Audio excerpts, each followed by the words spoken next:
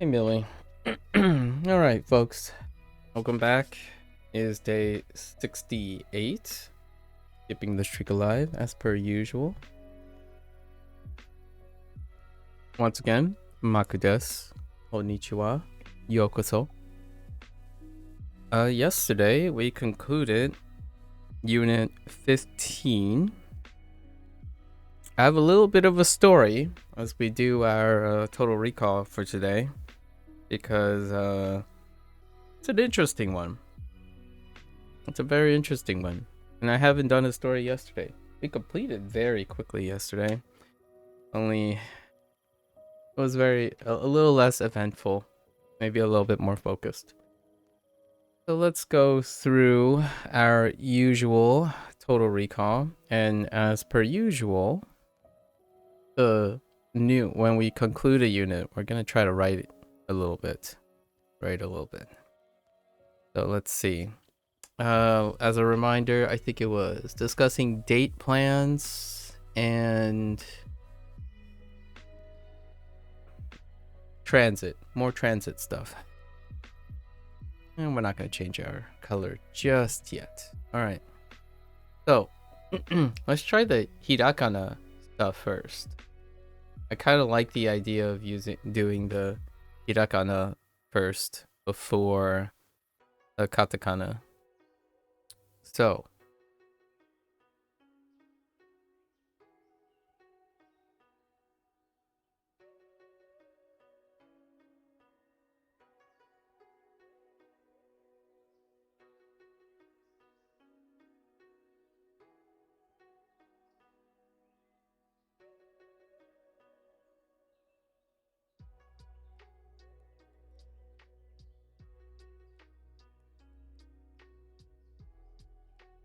oh, I already missed one.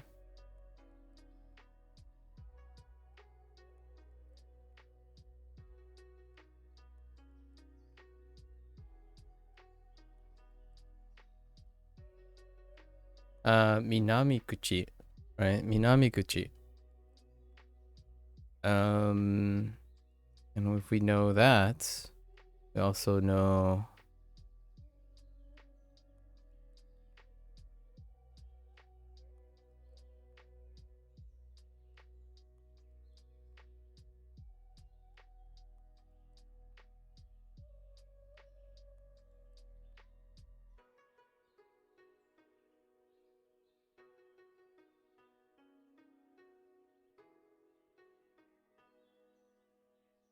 Kitakuchi.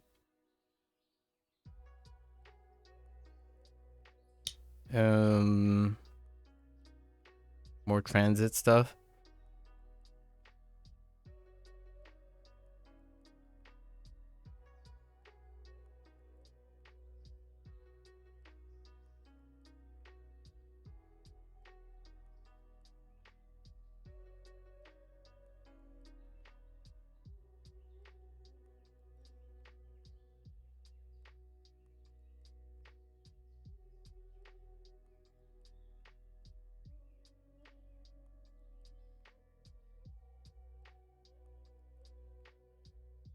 Yikes.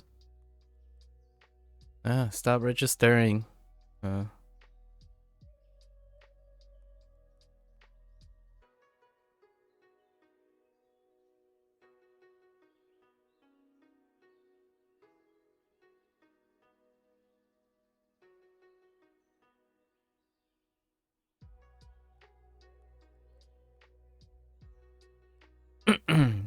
Kipuriba. Kipuriba. I'm not lifting up my pen high enough, so it's dragging. On the left side. It's kind of hard to write a little bit on the left screen. I like to be centered, but that's okay. Any other hirakana?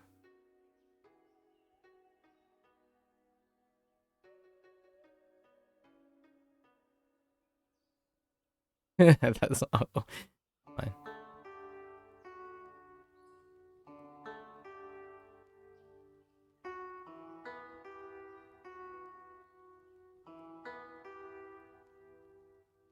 Aisoku. Aisoku.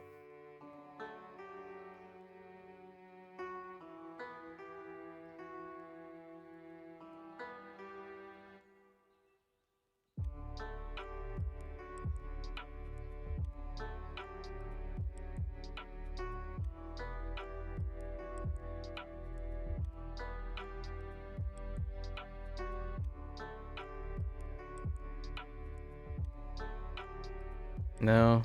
Too many katakana words all over the place. Still looking.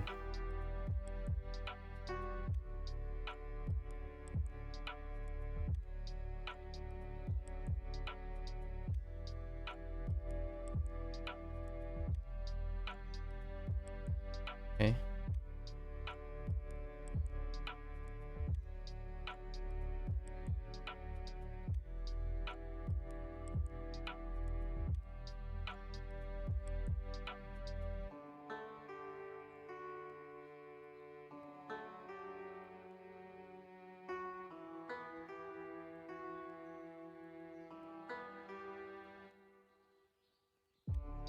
Anjovi. Yeah. Anjovi. Should have wrote it a little longer, or like taller. Let's see.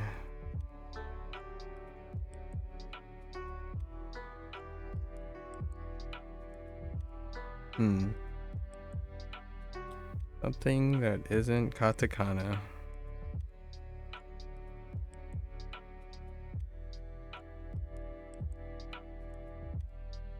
I guess these technically aren't, so special ones we have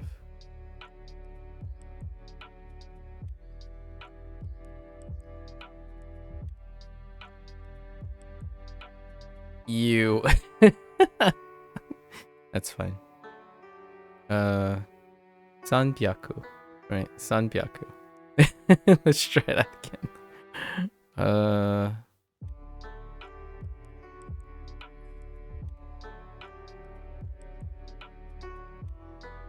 And then we have Atbyaku. Atbyaku.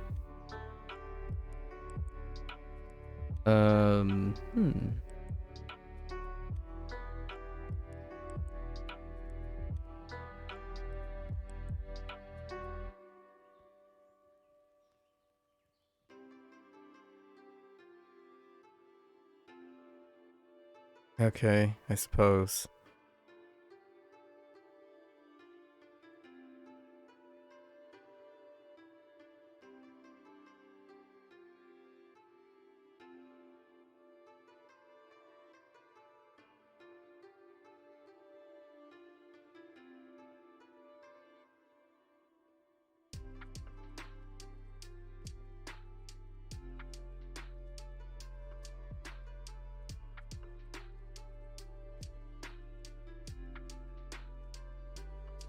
No mimono. Try to write it as small as I can, but man, that's rough when you have to write it that small. No mimono. With such a fat pen. No mimono.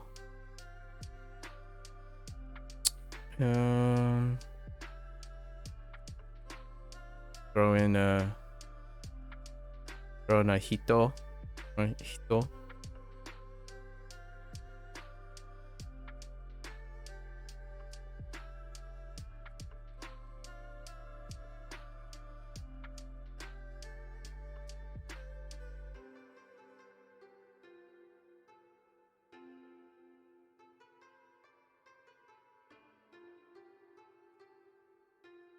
No, that's katakana too. All right. The other katakana, technically hiragana, all the predicates are hiragana, so we had a lot of predicates this time around. Oh, I should say predicates for last, actually. Hello there. Hello from the United States. Hello, France. Chizumi.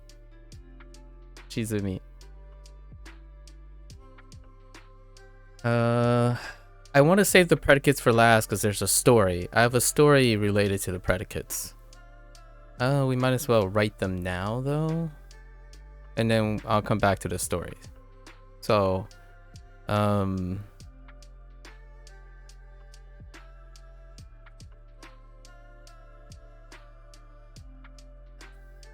guess we'll write in the form that we're given, right?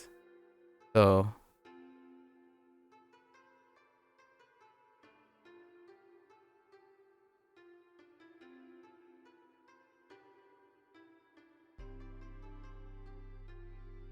kimasu, right? Oh,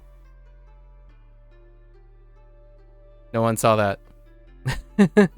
I added some extra kimasu. So kimasu. So there are stories behind this, so it's fine. Kimasu. What do we have?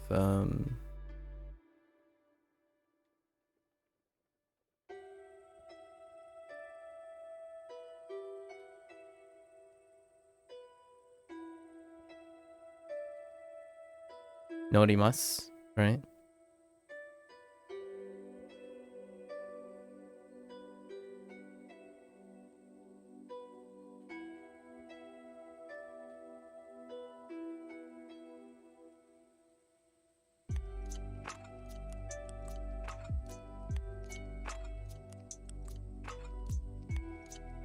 And we have orimasu. And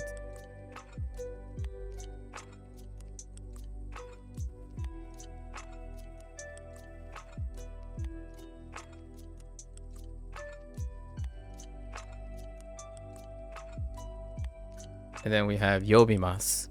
Yeah, it's much easier on this side of my tablet surface because this is where my hand naturally rests. So I have more control over the slow motion. Over here it gets like really wild because my arms are coming closer to my body. My elbow is coming closer to my body. You recently hopped back on Japanese. You use a textbook, Teach Yourself Complete Japanese. Oh, that's interesting. That's a new textbook that I haven't heard. How's that treating you, Shizu? So far, the two text-like books that I've heard from interacting with various people was either Mina no Nihongo or Genki. Those are the two typically that gets rise, but I have not heard of Teach Yourself Complete Japanese, actually.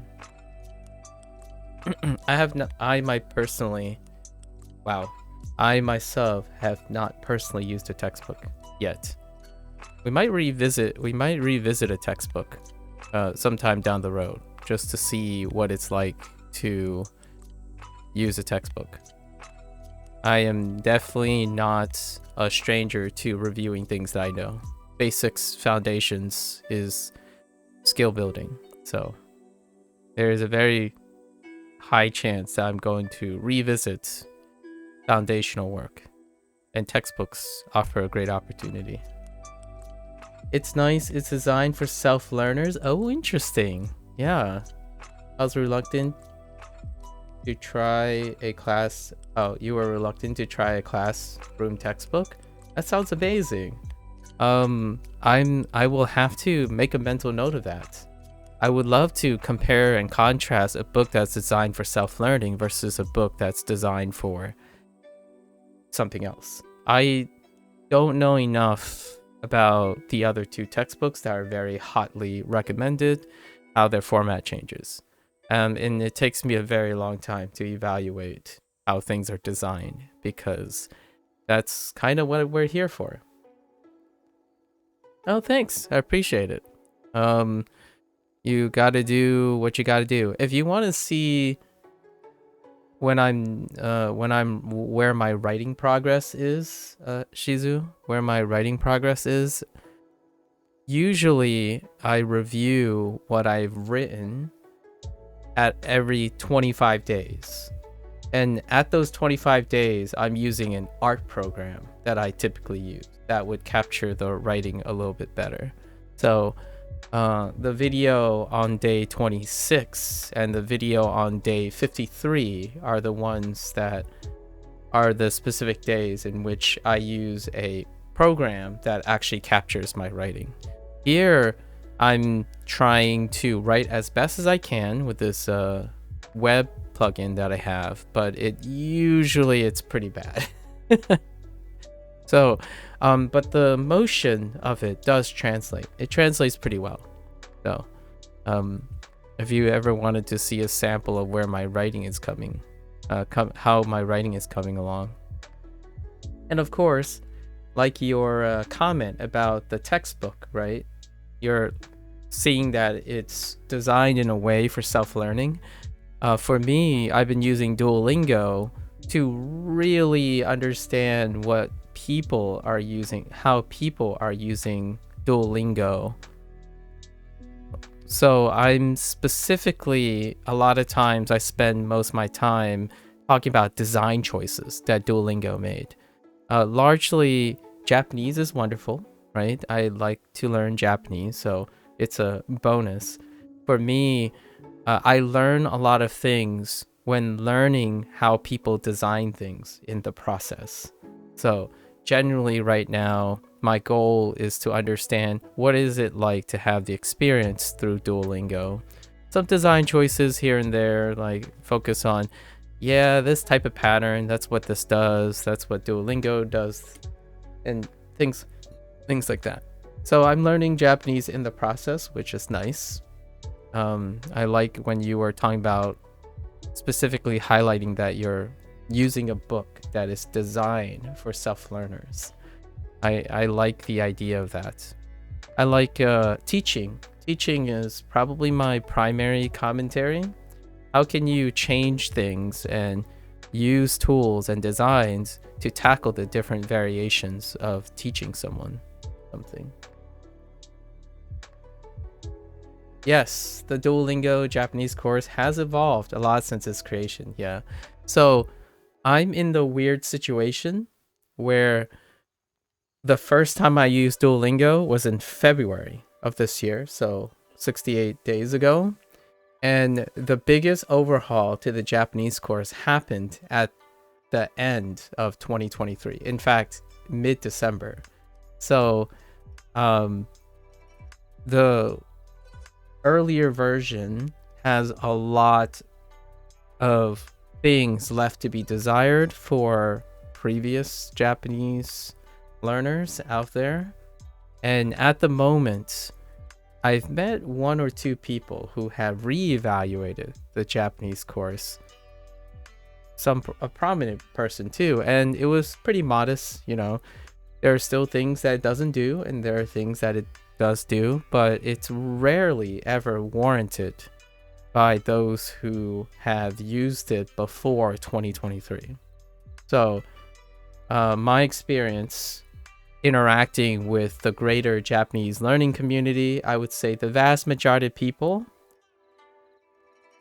come to me and throw specific advice at me, but oftentimes that comment that you mentioned about the Duolingo Japanese course, it's often the vast majority of people's advice is out of date.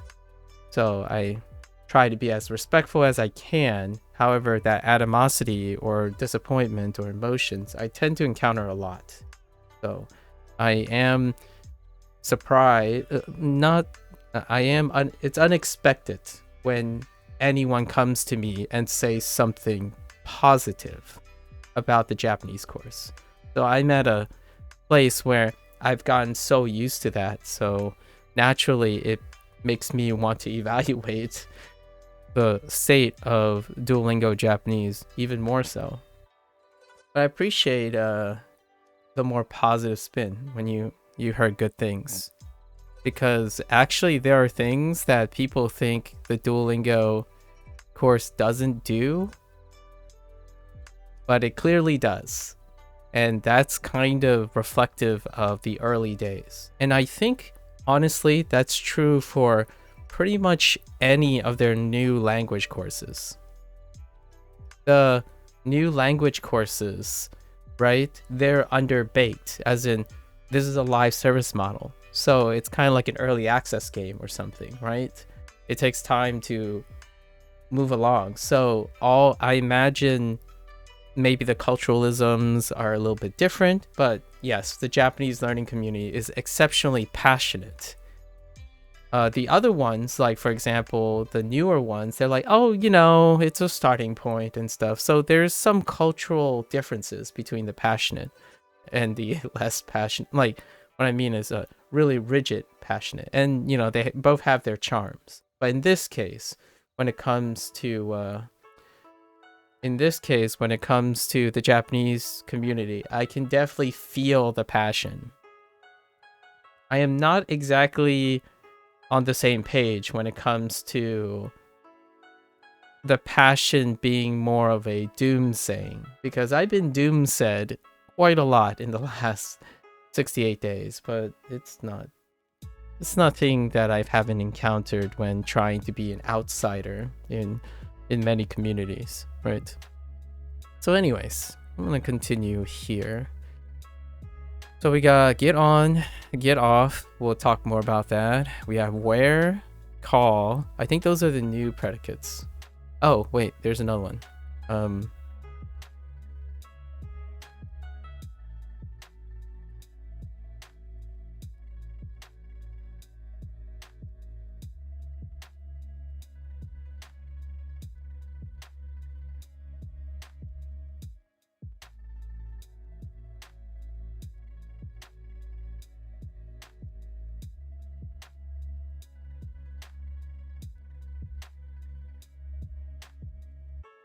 Okay. Haraimasu was the last new predicate. I think these are all the new predicates. So technically, norimasu was a returning. These are the ones that were used most frequently. Yobima. Oh no, there's more. There's actually more. There's another sudo link. Another sudo link to predicate.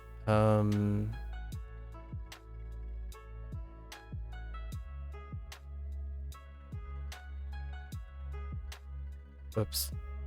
It's fine.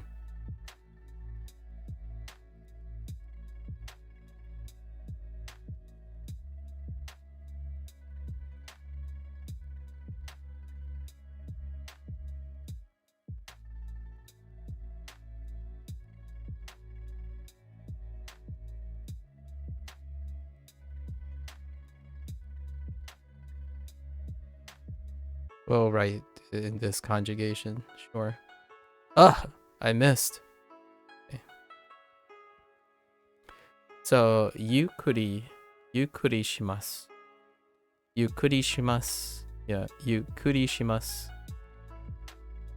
Relax. To do relax. Okay. To be in a state of relax.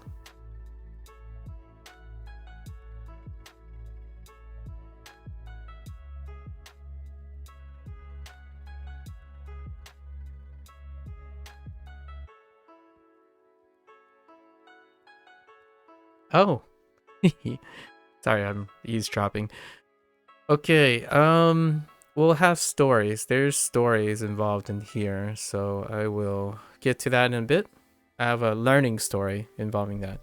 All right, so katakana. Let's do some katakana. Right off the bat, we're gonna use the toxic one. Just kidding.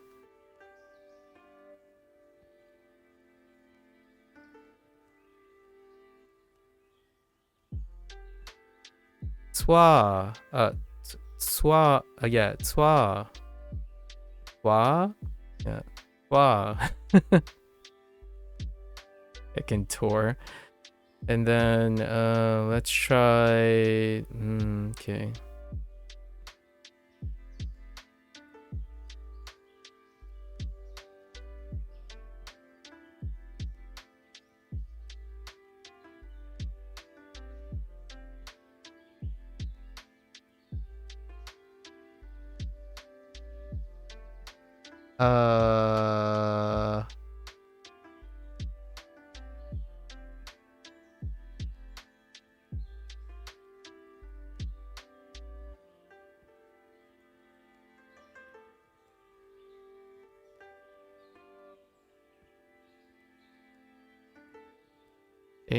Necklace.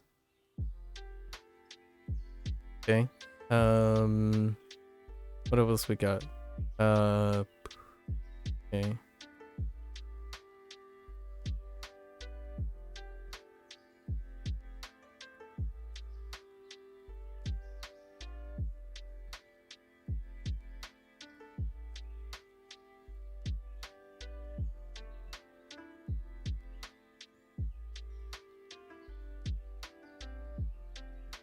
Okay.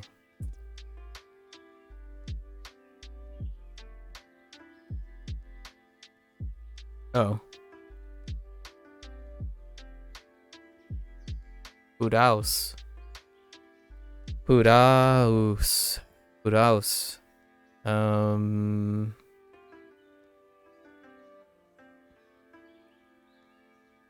Oh, wait. I missed one.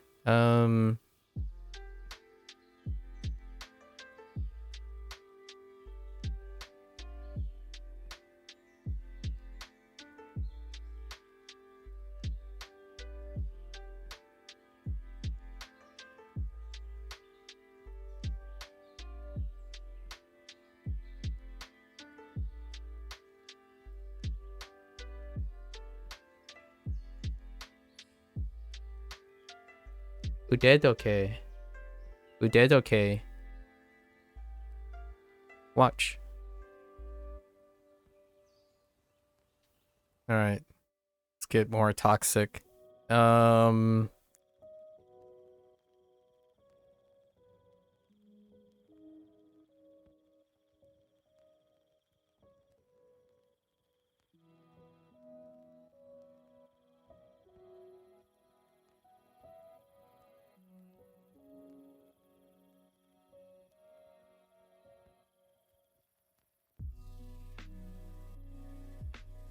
Hatotoku.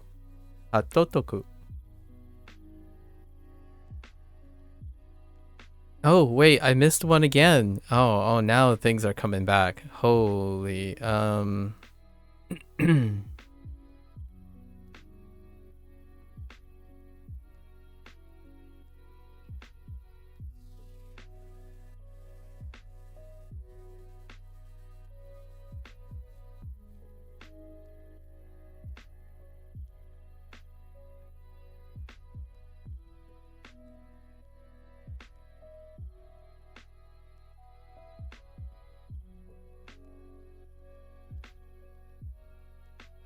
Eigakan. Eigakan. How long did I study Japanese per day? That's kind of hard to quantify. However, I'll give it my best. I would say if studying, like actively studying, so if studying involves two components, I tend to separate them. There's learning and practice in studying. So learning I would give it a magnitude. So like learning would be about 5 hours a day. Practice would be 3 hours a day each day for 6 to 8. That'd be a good average. Yeah.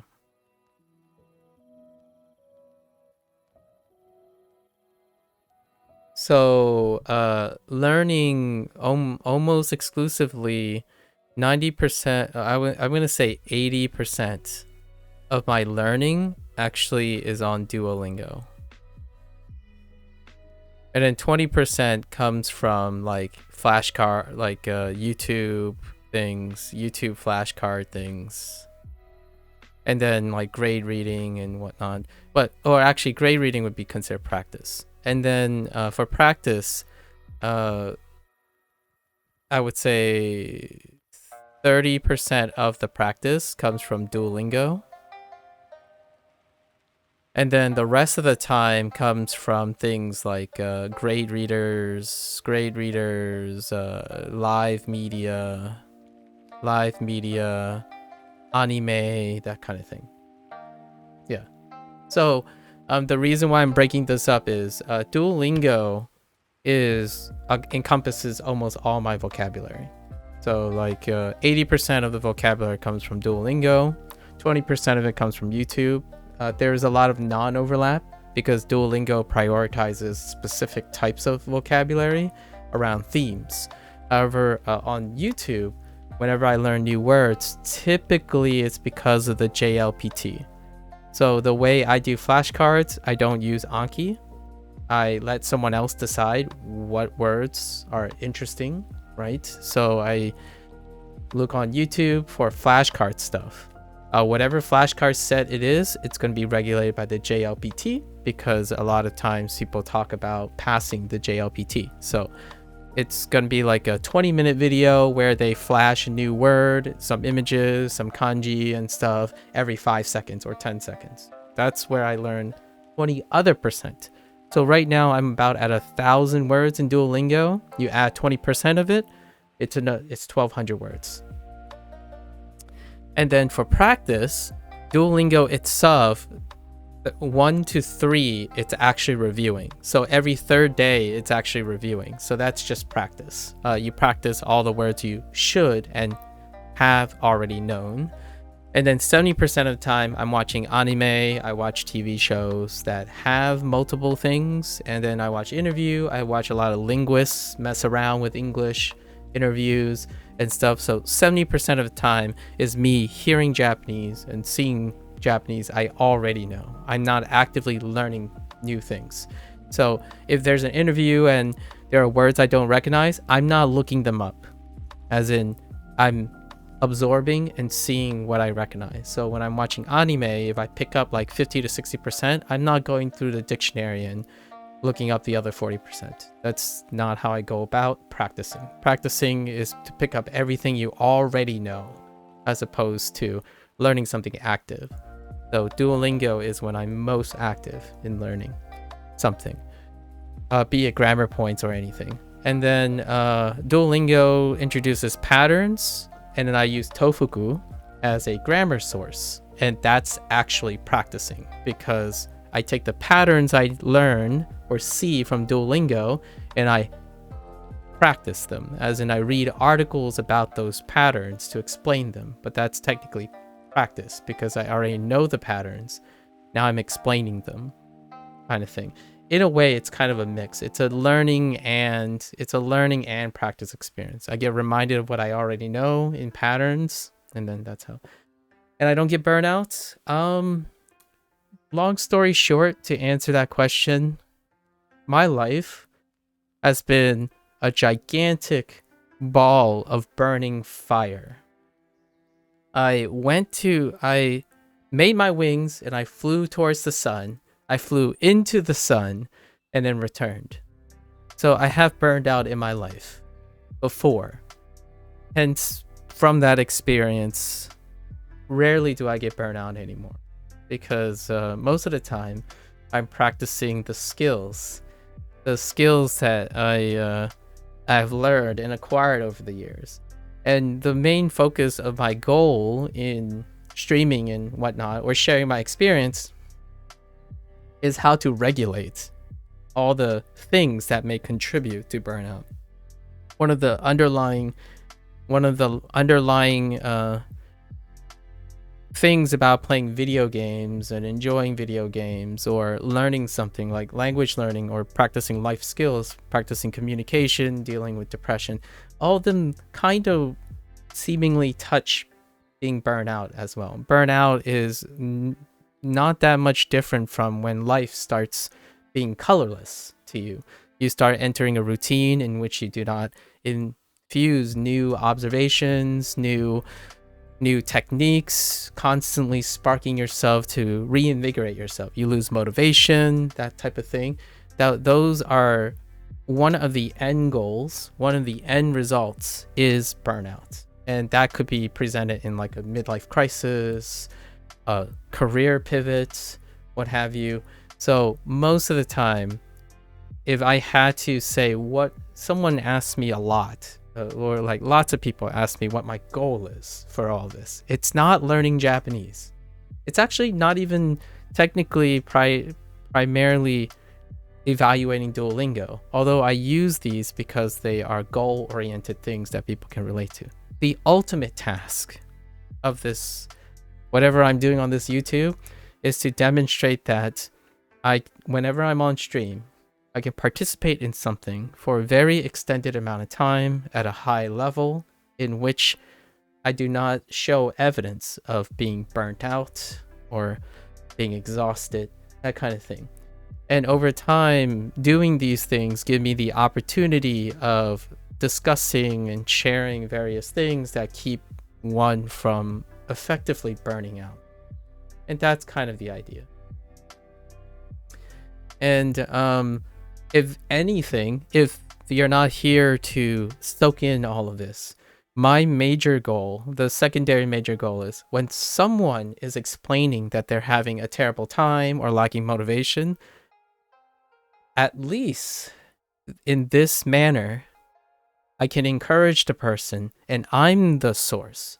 I can have some control over contributing to keeping burnout at bay.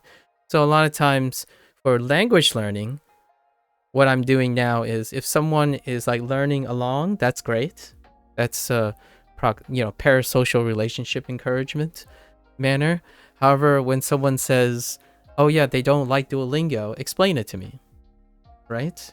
Or they're learning something. Well, every day, stop on by and spend 5 minutes and tell me what you learned. Oftentimes, a bit of encouragement and having someone acknowledging you can keep burnout at bay quite often. And being isolated, it's great for like efficiency. If you're really efficiency focused, you're going to be studying alone. You're going to be doing things alone. You're often reliant on all the tools that you have come up with to manage effectively not being burned out at some point. And oftentimes it only takes one person to be interested. And when I'm talking about burnout, it is kind of easier to talk about it in the form of a goal, because people have goals, like to become fluent in Japanese. That's what motivates them. The ultimate burnout to me is life. Life is the ultimate burnout. So oftentimes when people say they're lacking motivation and whatnot, it's kind of the underdeveloped skill of problem solving life issues, right? Like things that it's like, I don't understand. I used to love doing this and now I can't because it got boring. Well, tell me about it. Why is it boring? Is there anyone you can use your impressive skills to encourage? Because you don't see the results of your constant efforts a lot. And what I can offer is that I think most people are awesome, right? At least I think it's very curious what they decide to do. So whenever someone comes by and says, why are you using Duolingo? I'm like, well, why not? And then they would say like, well, for these very reasons. So what are you doing? Like, well, how are you learning Japanese? What are your goals? Showing interest is kind of, sometimes that's how you stop from burning out. You get acknowledgement and results, right? A lot of people, especially the Japanese learning community, comes to a streamer who is learning the language and they're in a position of knowledge. If you give them the opportunity to share that knowledge that they worked hard on, it also gives them a bit of affirmation about all the things that they have.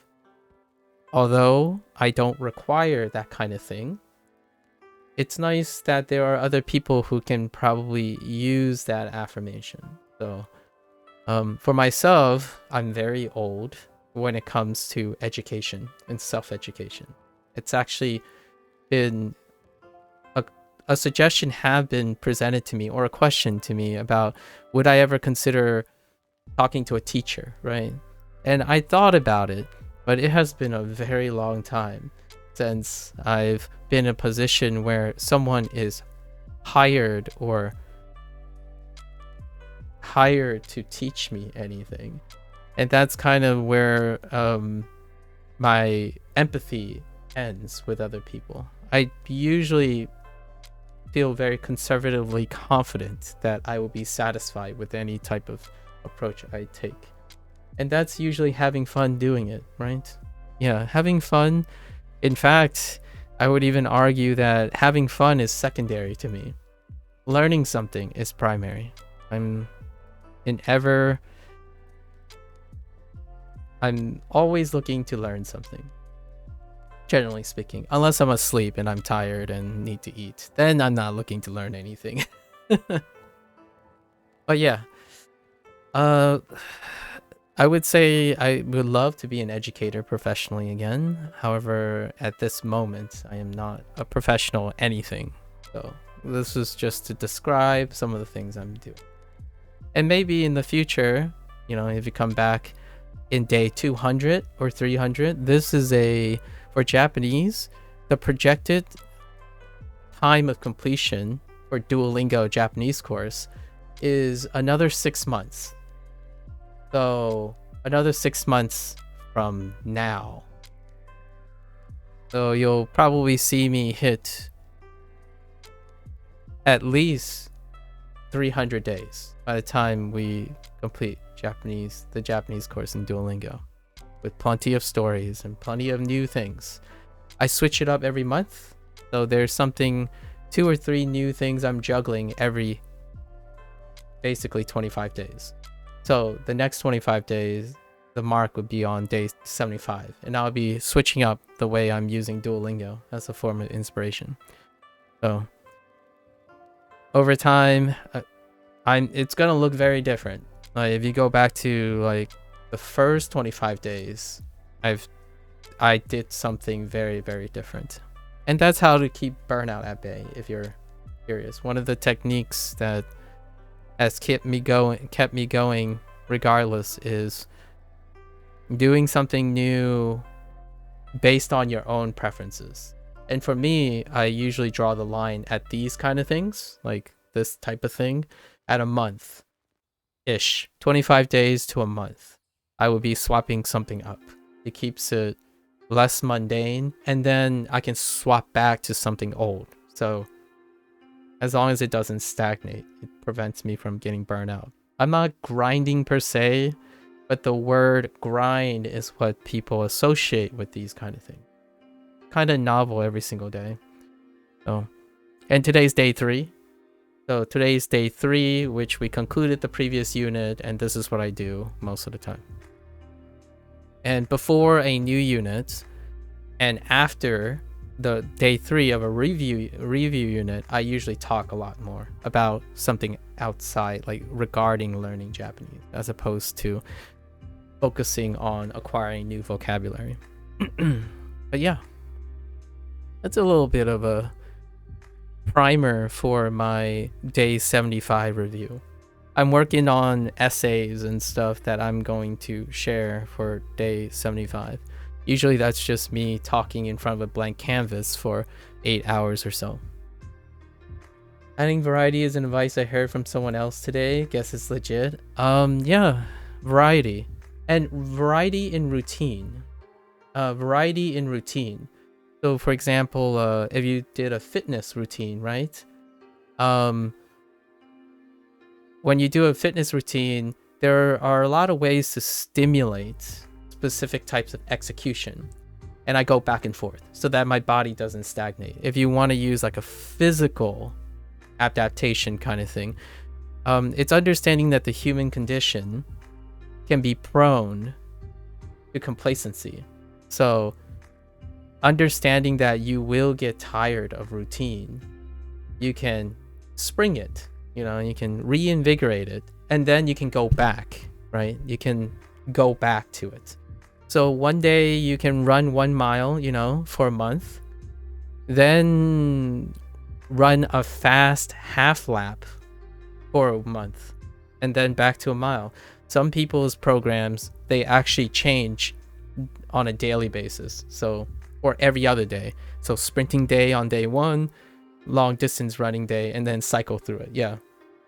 And the ultimate goal to keep burnout is have enough cycles and circuits so so that when you go back, it still doesn't feel old anymore. You don't need like 100 or innovate like 300 in endless amount of permutation, just enough that the cycle for you, whatever you determine, feels fresh when you repeat once again. And I have yet to come to that yet in using Duolingo. I'm still coming up with new things. I haven't like rotated back to old things yet because I keep getting new ideas. So it's going to look very different after every 25 days. Yep. All right, so let's complete the rest of the Katakana Recall. I want to recall at least 30 things total and then talk about the story. So we have not come close to 30 things yet. So let's see. Katakana.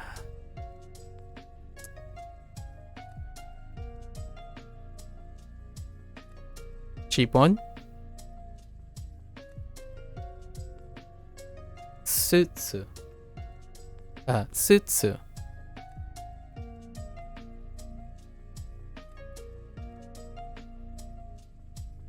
Any more gifts? No. What about transit stuff? Get off, get on, something, maybe. Oh no, I don't want to write this one. Okay, we'll try it.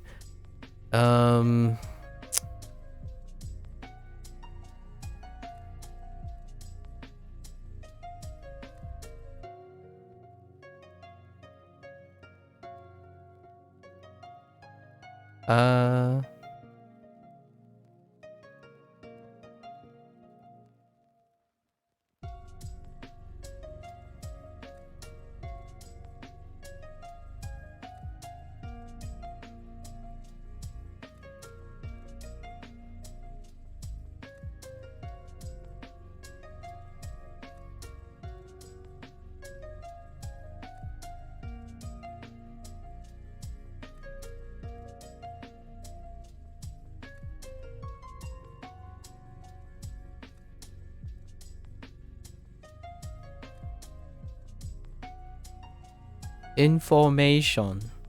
That's, yeah, information.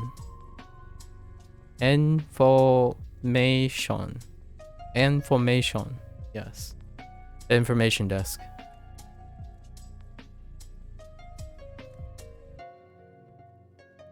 Seems like a struck of gold. I guess I didn't finish my share. I wanted to pursue science, academic science in academia, and there were a lot of things I discovered along the way that I'm not really cut out for, and that's the things that aren't involved in the things I've described about teaching and education. There are other things that caused me to burn out, but generally speaking, I was married to science. Science was beautiful, it was wonderful, it was constantly challenging, there was routines plus nuances and multidisciplinary things, but my obsession with that type of thing was not sustainable. So I had a very unhealthy lifestyle. I became incredibly withdrawn. I bring my work everywhere. If I had social gatherings and stuff, I still bring my work there, as in it does. The whole science thing doesn't leave me, right? So it kind of painted pretty much everything I did. So when people talked, I experienced it with them, but the joy... No! Okay, it's fine. It's fine. That happens. It's okay. See, this is what I mean by the plugin. The plugin does this. It's not a very great plugin. So it... Wait, hold up. Yeah, it's gone. That happens all the time. It is part of the plugin. It's not a very great plugin. But anyways, my social life basically was non-existent, right? And it was fairly apparent to me. And my physical health was not very... It wasn't very existent either, you know, being underweight, overstimulated, high functioning. That kind of sounds a lot like your youth these days, right? Your Gen Alphas and your Gen Zs, when they're overstimulated online, they begin to sideline everything else. So all their life skills. So inherently, I've been channeling and taking advantage of those things that I've experienced much later in adulthood because I was before the internet generation. I'm a millennial, by the way. And I still experience that burnout, but in a very different way, which is being attached to the job. The job was everything. It was practically not a job. It was my life. And now I'm learning, in the last 7 to 10 years, learning to regulate exercise discipline while taking advantage of that. So what can I do really well, but how to moderate what I can do very well. So the one thing that I can do very well is to do something for a very long time and learn it very well, regardless of what the obstacles are. So oftentimes that's enough to get by when you're young and full of energy, lots of stamina, and you're not competing with your biological clock. Nowadays, that's not the case. Although, ironically, or not ironically, coincidentally, that is also what I see or observe in the post-internet generation. Incredibly highly stimulated both youth and adults that are exhausting themselves incredibly much. And to the point where now they're also exercising fear of starting things that they will ultimately feel like they're going to get exhausted. So things like, oh, why learn this if in the long run, I'm not going to get to where I want to be because I'll be exhausted, bored, or discouraged from doing so, that kind of thing. And that is an element of protecting yourself from burnout. So it is a protective mechanism that is very useful to prevent yourself, yes, the afraid of commitment, right? And the pre-internet generation, in my opinion, this is a running essay that I've been working on, I suppose. The pre-internet generation had some of that, the afraid of commitment. Although now it's become far more apparent. You see the end goal. You see someone doing 300 days of whatever learning. You see that now everything becomes very visible and tangible, so that afraid of commitment is heightened, incredibly heightened. And for me, being pre-internet, I've seen some of it, and that's what can be very difficult, right? It demotivates someone. It makes life shorter than it is a lot of times. Like you see yourself starting, but you're blasted by what it looks like in 300 days, 400, 500 days. So you're constantly worried about this lofty hustle image of where you're going for. Ultimately, though, to someone like myself, that's so goal-oriented that it can be almost extremely unhealthy, as in it's not balanced with the possibility of the process, the wonders of where it could take you. You're not committed to getting a goal that you can see. You're committed to engaging in a journey that might not even take you there. It might take you somewhere else. So oftentimes the people that I talk to a lot, who is fighting things like nihilism, or just sometimes not even taking care of themselves, right? You stop taking care of yourself because you don't see the point in it anymore. That type of thing, I know it's kind of dark and morbid, but I run towards these people all the time. I naturally am attracted to seeing and observing individuals who are in a spiraling behavior, because I myself, that's where it came from. And then the idea is to break it down, make them or encourage them to see what it's like to do the thing. Maybe with a goal in mind, or to do the thing and see where you end up. Because generally, the thing that's far more beautiful, rewarding, is when you get there, step by step, right? That journey, you're like, you aim for a goal, but generally for the successful people out there, you know, the ones that you hear all the time and get interviewed, they're gonna tell you things like, oh, well, I set out to do this, but I didn't think that was gonna be the end goal. That there's no way it would end up that way. I became successful because I strived for something, and it turned into something even more than that. Something that goes beyond my vision, because the human condition, hindsight is only so far. So that's kind of the idea. And oh yeah, Atomic Habits, I haven't gotten a chance to listen to Atomic Habits. I actually have a audiobook recommended by someone. Some people said that the things that I say is very reminiscent of a lot of things that are currently trending on like books and internet, and that's no surprise. Really, that's not even a coincidence. It's inherent to those who are successful.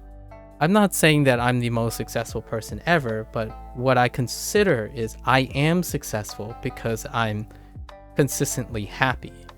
So I've reached a state where I don't measure my happiness and my competence and my legacy based on something I can't control, which is that lofty goal, someone being an expert at something, these polyglots dwarfing me in my language comprehension. That's not what creates happiness for me. It's not what gets me on every day, smiling and not being exhausted and stuff. So the essence of all the advice from people who are constantly happy, engaging in their lives, tend to not coincidentally line up with various similar themes. So oftentimes there's this joke, I guess, this meme or understood meme between very happy people who are successful, is that there's really not a big difference between the underlying mechanical advice of many successful people. However, the flavor changes. So oftentimes when people are struggling with like nihilism and stuff, my loose advice typically is find your spirit animal or spirit person that fits your background, and they will spin effectively the same steps and like themes and personality, although it will be spun in a way that you can resonate with. So like the underlying principles of all the things that make those people successful are similar. The contextual nature of those things, that's what makes them unique, their personalities and their career goals and stuff. And the idea is when someone is at a loss, it'd be nice to be able to find or defer that person to someone who has a contextual similarity, but also have grasp, in my opinion, the essence of a healthy lifestyle with themselves, like the human condition in general.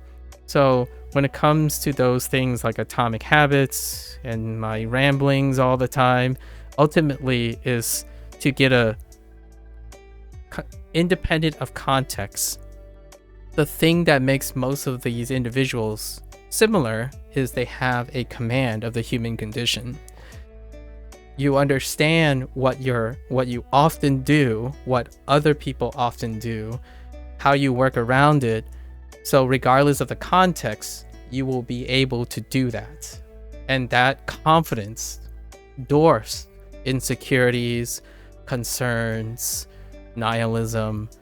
So people have come to me a lot of times, or like come at me for using Duolingo, and they're like, oh, aren't you worried that you're never going to be fluent in using Duolingo? Aren't you going to be worried that you pronounce Japanese like a Duolingo robot and stuff? It's like, no, I'm not.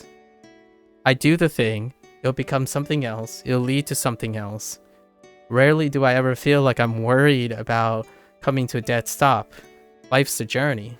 Like, if you don't feel the way I do, then you're still, in my opinion, in a state of mind where you do not believe you have control and competence over yourself to solve problems.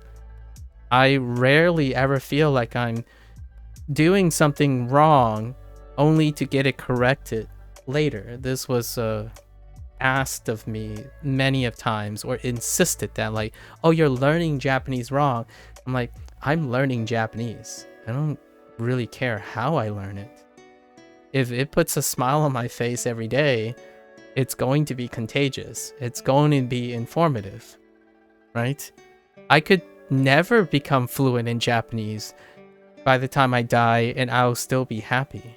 Are you happy with your efficient methods and optimized things? You have to ask yourself, what's next? Do you want to learn 36 languages? That's greed. Like, you're going to drive yourself into burnout, in my opinion. The likelihood of someone who's so focused on a metric that dehumanizes the essence of learning skills, you will lose sight of how rewarding it is. Observing the day by day, interacting with people who struggle or succeed, that human component is removed. It becomes incredibly mechanical. So naturally, I think by the time I get to day, I don't know, 180, it'll become very apparent, at least to those who see that I don't care very much. I'm not concerned about where I'm going. It's largely enjoying the moment as it's happening. And that may not be appropriate for lots of people who are young and need careers and stuff. So I'm not suggesting this is like some happy pill that works for everyone. Depending on your stage of life, it can be, if you're seeing yourself not enjoying life in the moment, perhaps you can take some of that and increase it. But it's a balance, right? I'm not saying extreme things. I actually enjoy having goals, like completing a video game or completing the Duolingo course. That's overrepresented. So as a content creator, or I call myself a content creator at least, I'm offering something that's not overrepresented. If you want goal-oriented things, which was my last digression, plenty of YouTubers do that. They'll tell you what it's going to look like in 30 days, what's it going to look like in 2 months, what's going to look like in 6 months. I'm not making any predictions of what this is going to look like. There's a chance I might drop Duolingo altogether in 180 days. I'll still be learning Japanese, though, in 180 days. Those are like the goals, right? That's as loose as I can get. I feel like the internet existed since a bit, but we only now trying to understand how to live with it healthfully. Yes, agreed. Yes. Internet started when I was 13, and you know, the internet proper was when I was about 19 to 20.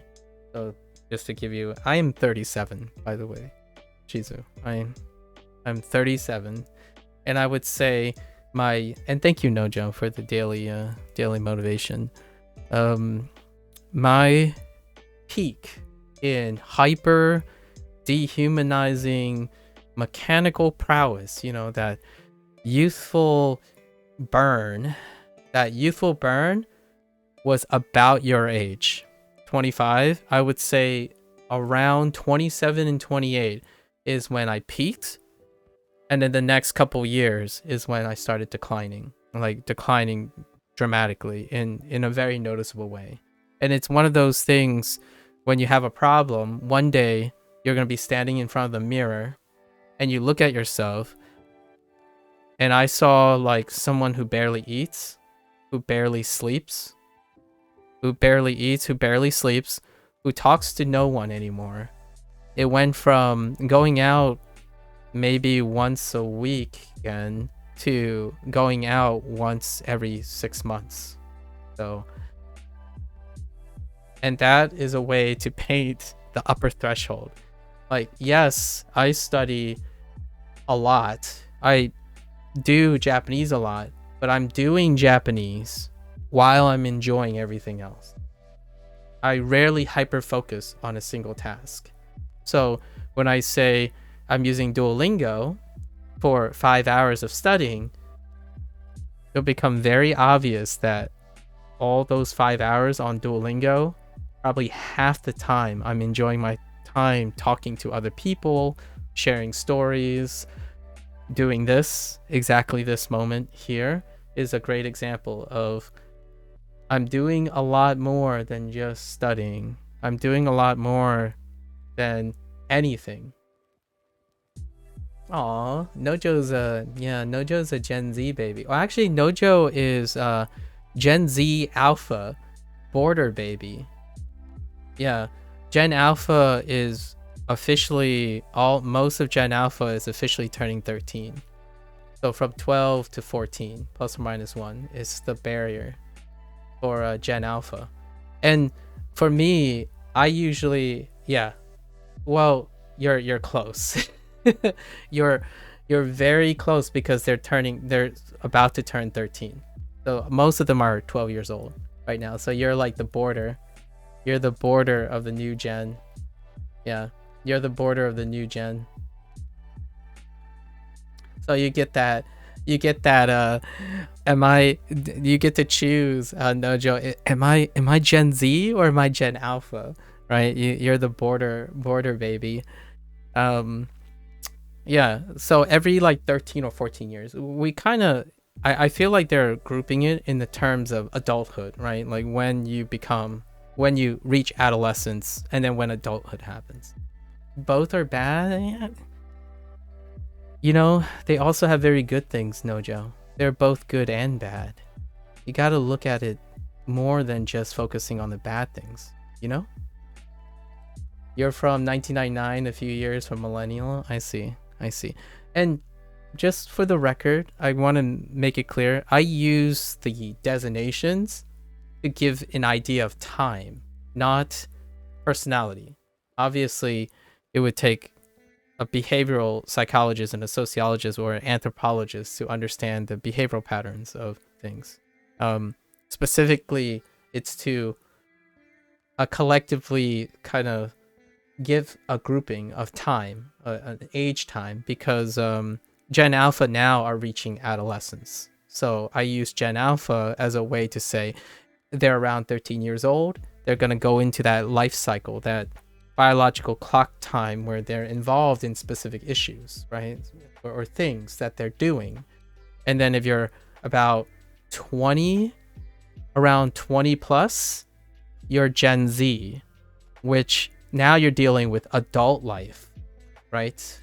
Adult life where you're involved in like going to college, graduating, like living out alone. Those are the usual stages if you're taking it from a millennial perspective. And then the millennials are all like deciding if they're never going to have babies, getting married. They might be considering a career pivot. They're around 30 and 40s now. They're between 30s and 40s. So they're thinking about career pivots, maybe having midlife crises, thinking about finally saying yes or no to babies, getting married for the first time or the second time, that kind of thing. So you heard millennials are very empathetic. American millennials is probably the meme, I would say. And I am American, so statistically I would fall into the stereotype. Yeah. Generally the ones where like I don't want to be cold-hearted or like straight-laced and super well confident like Gen X, right? And then it's like, well, I kind of need to be a little bit sensitive to all the things that are coming up for the Gen Z thing, right? That's the meme. That's the stereotypical meme of the millennial generation, that at least in the United States, the United States stereotype. And I'm okay with that. I like teaching, so you have to be a bit empathetic to be efficacious when it comes to teaching. How much money do I make off streaming? Well, someone asked me this earlier as well, like two or 3 days ago. This year, if you wanted to know the exact amount, is $210. There you go. That's how much I make off streaming. And it's everyone I know, so they have stuff. So, 210. Hooray! It hasn't changed. I'm just, if you wanted to know, that hasn't changed at all. That's usually people I know for a very long time. So anyways, we gotta finish recalling all the katakana words. So let's put up the katakana words that we already have. Right.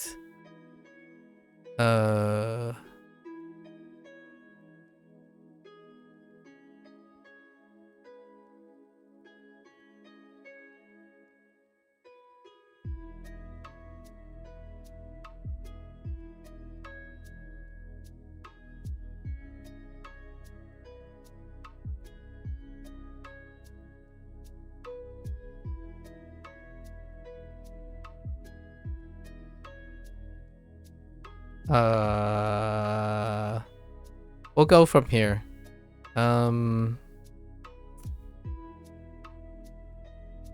It's not a big deal if I get it really well. I usually start off my sessions with recalling from memory. So we got pretty much a lot of things. Let's try to do new ones. I'm not gonna write information again. Information again. There is another one though that was kind of long. Oh, we can do uh-oh.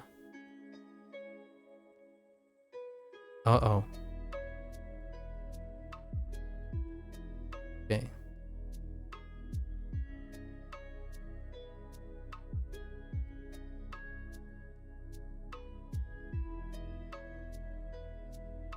Wait, how do I...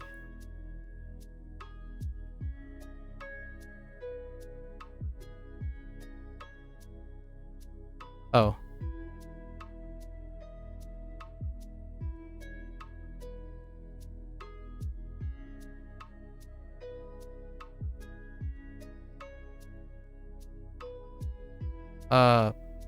Popcorn. Yeah, popcorn. Popcorn. And we might as well... Whoa. Hello? Pen? Might as well put this back up.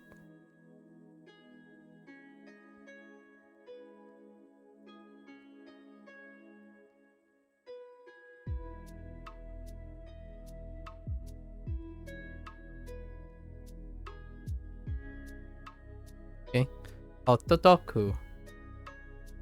This is supposed to be a little bit tinier, but half size. I don't have line paper. It's fine. Let's try to get a little bit more. There's lots of katakana everywhere. Duolingo do a 1-to-1. So if I listed, I think I wrote like 15 hiragana, there's at least 15 katakana. So oh wait, I thought of another hiragana that I missed.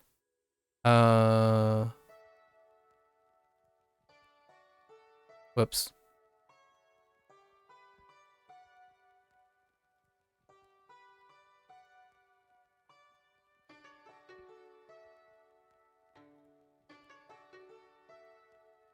Antoku, director.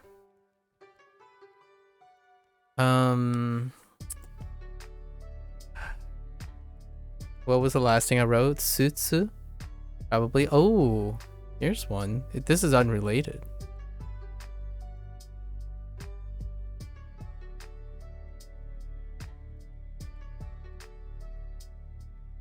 Oh, I don't want to talk about it. I started writing hiragana.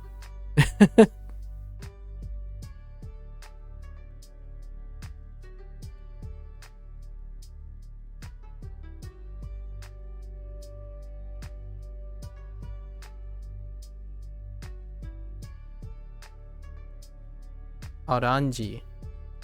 No, orange. No. Is it orange? Orange. Oh, it might be orange. Oh no.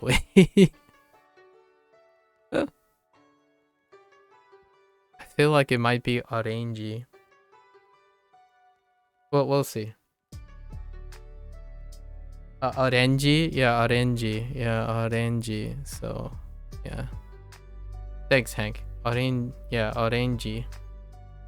You can't ever know. Like, to me, I still haven't really figured out when they decide to do like re versus da, and then any e and it's like it's random to me.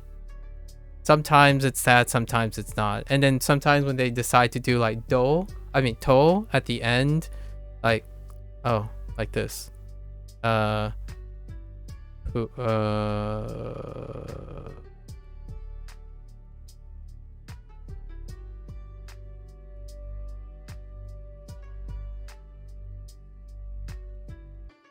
whoops.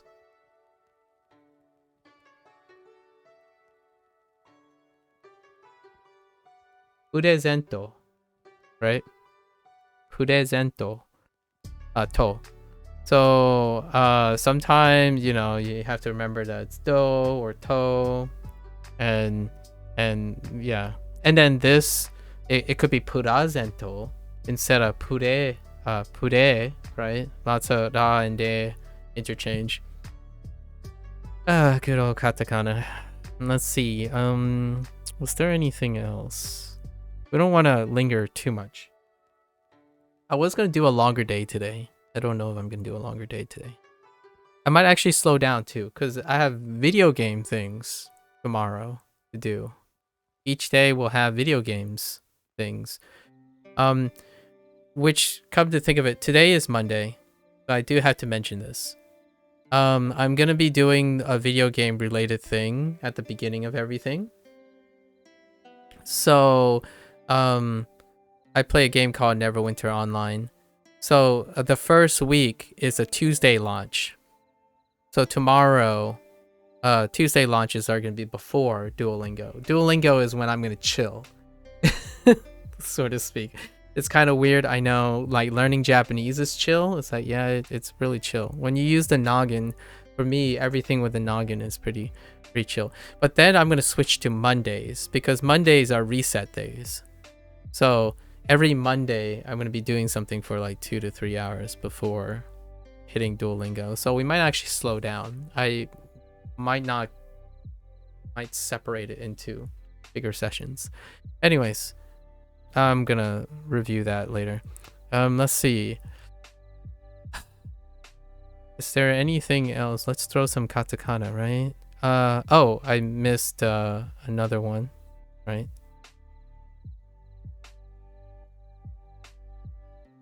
Uta, uta song, right? For Tanjobi no uta, sorry, and blah blah blah blah blah. We already covered that. We already wrote north south exits,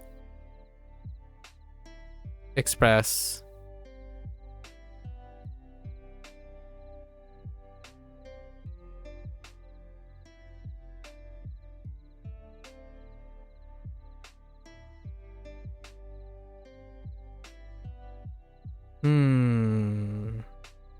Not that much, not that many vocabulary, really.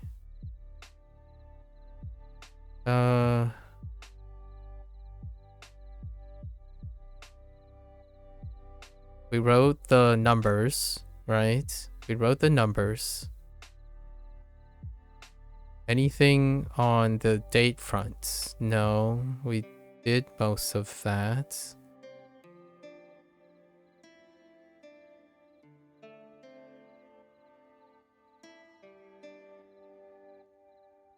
What about public? Yeah, I think this is fine. I think we're good. So, oh, the moment I said so,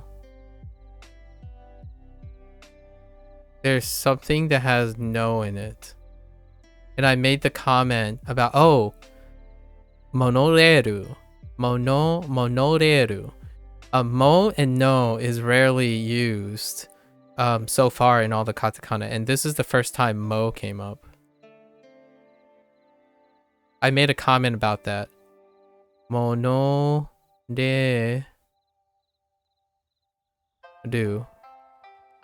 So monoreru.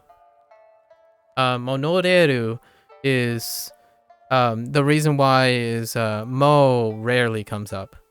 This is the first time, at least in Duolingo, this is the first mo. So I was like, whoa, you know what? That looks so weird because it's the first time I've ever seen it in Duo, even though I've been writing mo for a very long time now. So monoreru. It's interesting what you said. I might have just felt burnout once in your life. I think the other things I consider as burnout is just anxiety about the huge task to get to the goal. Yeah, that's so the huge task to get to the goal is often reinforced by how often you've been burnt out a lot of times. So like when you start, if you frequently have found yourself to do something in invested time, and then ultimately you felt like the goal wasn't reached, and then that gets reinforced over and over again, continuously over time, the task will seem harder and harder to start. And I think a lot of times for me, getting yourself to do smaller tasks and getting that positivity back, right? Like do smaller tasks, try to reel back in the goal and give yourself lots of W's. Those W's can help reinforce like, oh yeah, I'm starting something new. It's only a 10-day thing, but I can get through 10 days. And then start another thing, like this is an 11-day thing. I can get through 11 days. And then one day it's going to be like, 11, and that's too slow. Like let's do a 30-day thing and then get through 30 days. It can be something as small as walking outside once a day for 7 days. Then 7-day tasks don't feel as, daunting. And oftentimes making sure that those tasks are different things, a variety of things that you can do for an extended time can really help with starting over, so to speak. Starting over. I start over every month, so to speak. I start over on something that makes me incompetent every month. Not my core stuff. You can keep your core stuff like eating, cooking. That stuff will constantly be routine.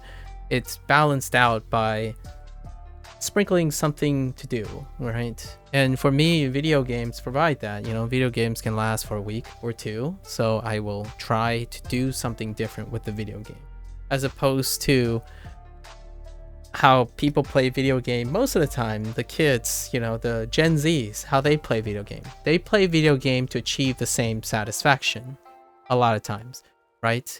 I love Souls games, so I'm going to play more Souls games the way I play Souls games. If the developer doesn't force me to play it differently or see it differently, I'm not going to do something differently. And then when it does do something differently, you can definitely tell if you're used to doing things the same. The moment you say, oh, this game doesn't feel like the same anymore, or these changes, I don't want to adapt to these changes, that's usually, in my opinion, a great sign to get someone to ask themselves, why does doing something different than you've done before feel not as great anymore? Because video games, for most people, was once like that before they got into a routine, which then that routine will stop giving out eventually, and you will burn out because the stimuli, in my opinion, has to get bigger and bigger doing the same thing again and again. So when you're learning Japanese, you start off, man, you hit the ground running. Like every single word is new, immersion works, everything works. You go in, you're learning new things left and right, and in the moment you get to like a cap and you start plateauing, burnout is going to set in because you no longer have the same feedback. You're getting less and less, relatively speaking, as in you're improving less and less, relatively speaking. Your mind is warped on the sense that you're used to the higher pace. So then you have to swap over. Think of other ways to motivate you. That's usually where it ends for a lot of younger people because they haven't had the experience yet. Yeah, the plateau. But really, the plateau is more of, it's not that you're plateauing, like there's some sort of glass ceiling oftentimes. It's the diminished return.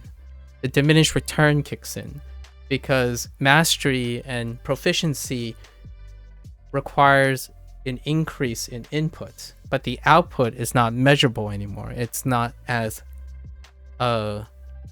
gratifying or satisfying. So over time, you enter a routine, and that routine is what keeps you going. But the routine is void of feedback. It's void of reward.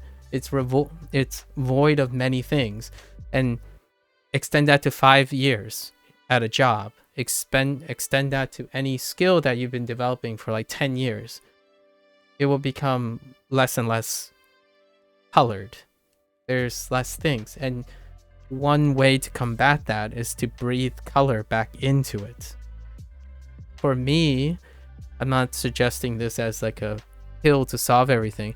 What I personally do is I take that skill and throw it into an unrelated context. So that challenge for me makes it interesting again. The greatest example for my Duolingo experience is I love English way more than I've ever done in like 15 to 20 years in the last 2 months. Everything I learn about Japanese, I'm bringing my English with me. And yes, that will make Japanese learning a lot slower. It will create translation in my head, but it makes me love everything that I've done before. So a lot of times people say, oh yeah, well, to learn Japanese super fast and mechanically and become proficient, you have to remove your old language from your vocabulary. Like you have to immerse and forget what you use in like English and stop translating stuff. Well, you know what? I'm not going to take that advice because not only am I learning Japanese, I'm also learning English again. So I'm falling in love again with English, as opposed to seeing English or my native language as the enemy. It works really well for younger people who have limited experience, in my opinion. Like they have less experience to discard, as in it hurts less to pretend like your native language is getting in the way. In my opinion, as an adult, the older you get, the more powerful your previous experience is. And powerful can be a crutch or can be the single thing that makes you remember everything better, in my opinion. So when I remember Japanese and all these terms, I'm also building new understanding and revisiting old understanding that I forgot in English, like lots of English things. And it's so much fun talking about the translations. Like Duolingo is doubly fun for me because they focus on translation-based methods. Because of the translation, it challenges me to understand my English language. Like so many times I hear like a phrase being translated and I'm like, what? Do I say that? I'm not sure if I say it. Do my friends say this phrase?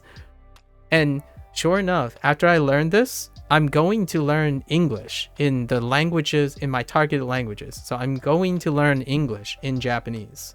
I'm so curious. And to me, that's the aspect of being an interpreter. It's bi-directional. It's not unidirectional. So one thing that I have to inculcate or make sure that I'm repetitiously telling people is that I have the goals of trying to keep English in the fold. I'm not there to sound like native and somehow assume a different persona to be Japanese. I want to be an English Japanese speaker. I want to use Japanese alongside my English.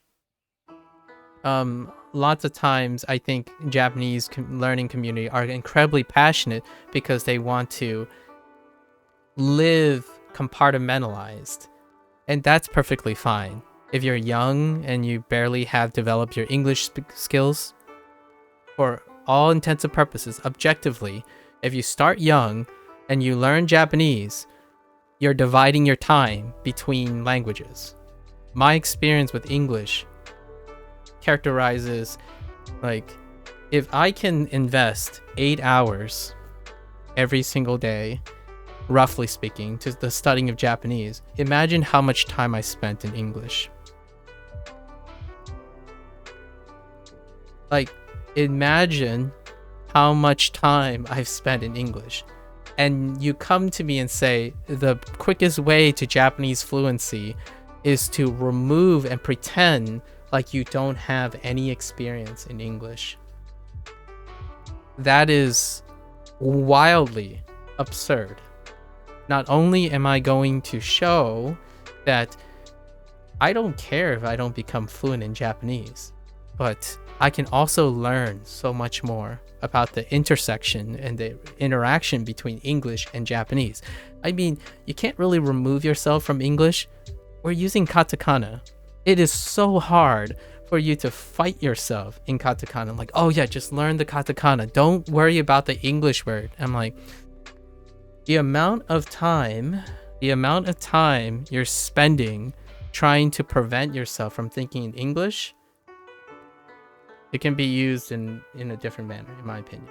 And yes, no, this is learning Japanese. This whole part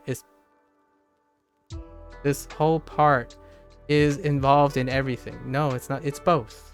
Okay, it's both. Yes.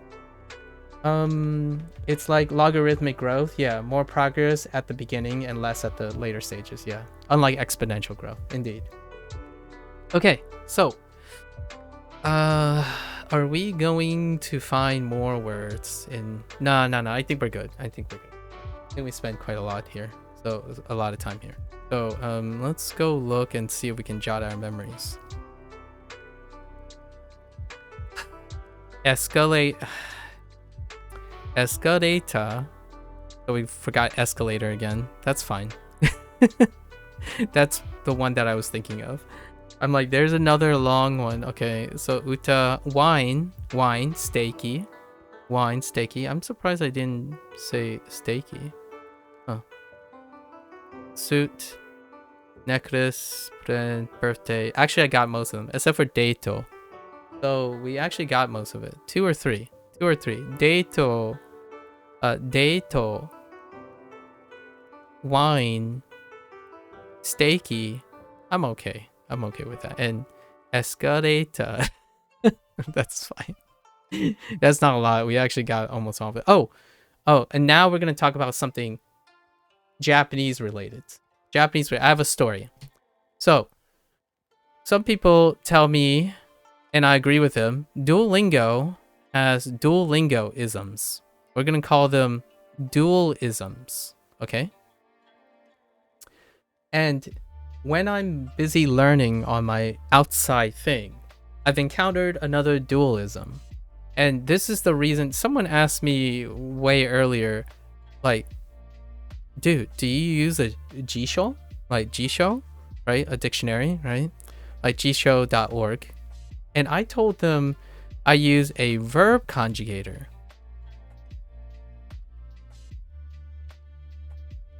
And I didn't really explain why I used a verb conjugator over a Jisho. I recently started using Jisho because I encountered words that I have trouble like kind of contextualizing a little bit, right? So the vocabulary is ballooning to the point where I might have to look up these words now. So, however, for the longest time, I've used a verb conjugator. And one of the things that people think about when they use Jisho is the direction. So order matters. Order matters in a process-oriented learning. I say this so often because goal-oriented learning is so rampant, as in you can find plenty of wonderful examples. So the goal in this case, when you say jisho, is you got to learn a word. Learn a word, right? If you don't know the word, you look it up, right? It's one direction. You see a word, you define it. So why a verb conjugator? Well, the way this verb conjugator works is, you know, the Japanese conjugation. You know the Japanese conjugated verb. And you look you get its definition based on its conjugated form, right? So why does that matter? That's basically the same as looking in a dictionary, right? In a jisho, right? No. And I have the perfect example today. Because order matters. If you started from a conjugated verb and you look up what it is versus finding what it is, whatever it is, looking in a jisho and then finding the conjugation. So here's an example. So I already know about how verbs are conjugated in Duolingo, right? One of the Duolingo isms is you use, we're going to call it the mas form, right? It's a polite form, right? The non-past affirmative is how they introduce all the predicates. And then so far in our lessons, this mas form then introduces immediately the masho, the volitional. And then after that, they do the masen, right? The non-past negation, non-past negative. And these are the only ones that are available to me right now. So what happens is you're starting in a conjugation. So I had my suspicions. There's got to be eventually too many sounds in which there's going to be an overlap. And I finally found one. There's in this unit, in the last unit, there are 2 overlaps. And the only way I was interested and I found out is because remember that most things are in kana, specifically hirakana. Hirakana or Duolingo. So one of them is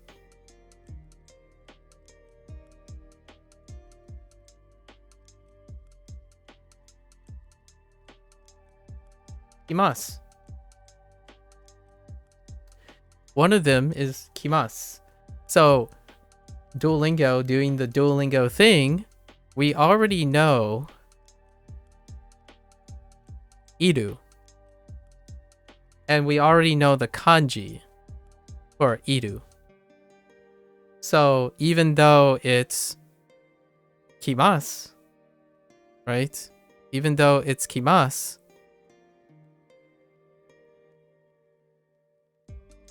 it's kimasu, as opposed to kimasu, which was introduced in this unit, to wear.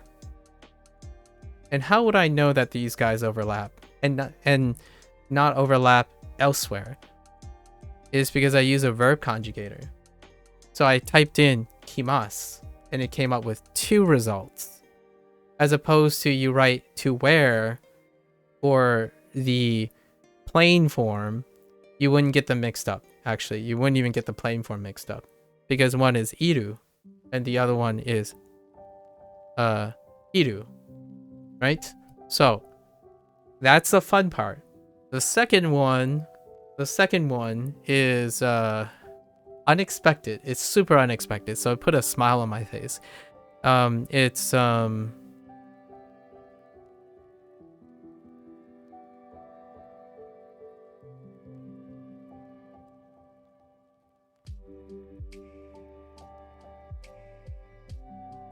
Whoops. Stroke order. Orimasu. And this was introduced as get off. As in, not, I'm gonna put this in quotes. Get off, as in like, disembark. Disembark somewhere. Disembark a train or disembark a plane to get off of something, out of something. So, orimasu. The thing is, and someone told me yesterday, it's like, wait, why are you confused with orimasu? Are you confusing it because of gozaimasu? Gozaimasu and orimasu. And in fact, it's not that, but it is related to that. So orimasu is also oru. And oru is a state of being. Like to be. And because I entered orimasu in a verb conjugator, I actually got both of them. And since in this case, I have not gotten the kanji for a newly introduced predicate, and I didn't get oru yet as well. And oru is like I'm gonna say like a semi-humble and polite form of to be. So I learned this extra. It's not part of Duolingo, but orimasu is for both in the kana form. So you have to rely on context. So orimasu, the orimasu we're looking at is oriru. Oriru, which is to get off or disembark, and among other things. So now I know oru and oriru because I use a verb conjugator. I still use the jisho too. Like I type back and say, what else means these things? But yeah, the person that was trying to advise only recognized the relationship between gozaimasu and orimasu in that way because they both mean to be. One is more polite than the other, right? And that comes from also kanji. So if you know the kanji, you wouldn't be asking yourself this question as well. So Duo does this thing where it comes with extra a lot of people are going to say it comes with extra problems, right? Extra problems, which is when you hear me say something, those who are fluent or competent would probably already tell contextually what they're doing. But actually that person didn't catch what I was thinking of. I was thinking of, wait a minute. I'm pretty sure I've seen this in 2 places before. And so is kimasu. I've seen this in 2 places because of the way Duolingo operates.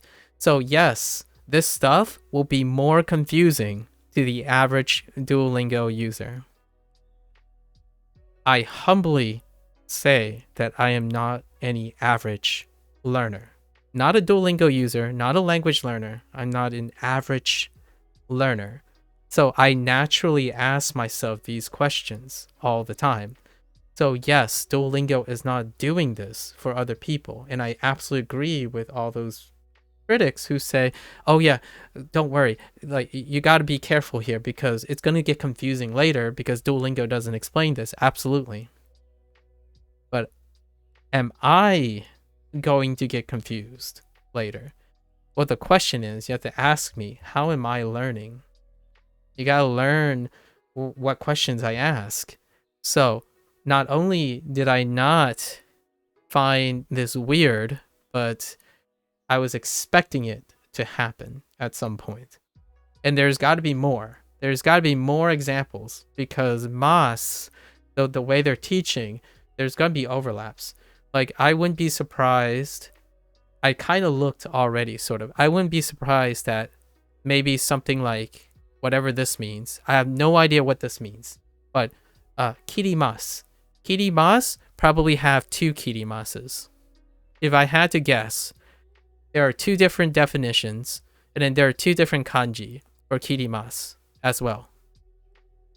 Like this part, sorry, the first one. For ki, like in this way, it might be kiri. So there's going to be 2 kanji for this. And so if they introduce it, they're going to have to provide context. And yeah, it will get confusing later for most people. If you're expecting it to be easy, I don't understand why you would expect it to be easy to learn something new. But to me, throwing around words like easy and hard, it's different. You gotta learn different. I rarely concern with whether it's hard or easy. You gotta learn. So get with it, in my opinion. I tell myself like, well, this is different. Let's adapt to it. I probably can gamble. I'll take like a $10 bet, maybe. Like a 10, no, we can't do that. That's a Twitch violation. But I'm willing to bet imaginary dollars, imaginary points, that there are 2 kirimasus. At least two kirimasus. And this won't be the last time. There will be plenty of times where if you're teaching mas form, there are only so many sounds in Japanese. It's not honest, like I speak English. So if you're wondering why I thought about this, it's because I speak English. I read English. Do you know how crazy English is when it comes to like this stuff? Like homophones, or you can write new characters for these things. In English, you don't. You don't write new characters. Well, you can you can put in like silent letters and stuff. But this happens. This is English 101. This problem here, running out of sounds because your writing system is rigid and you have too many sounds, right? You have way more sounds. So in English, you have way more sounds than Japanese. So naturally, English will also have this problem. Like I see it in English as a problem, or not a problem, but a funny thing about English. You're gonna expect this in Japanese. So I learned Japanese like I would learn English, plus learning like a Japanese person. It's both. People come up to me and say like, well, you have to learn Japanese. You have to learn Japanese to be Japanese. You have to learn like a Japanese person to learn Japanese. Like, fine, okay, sure.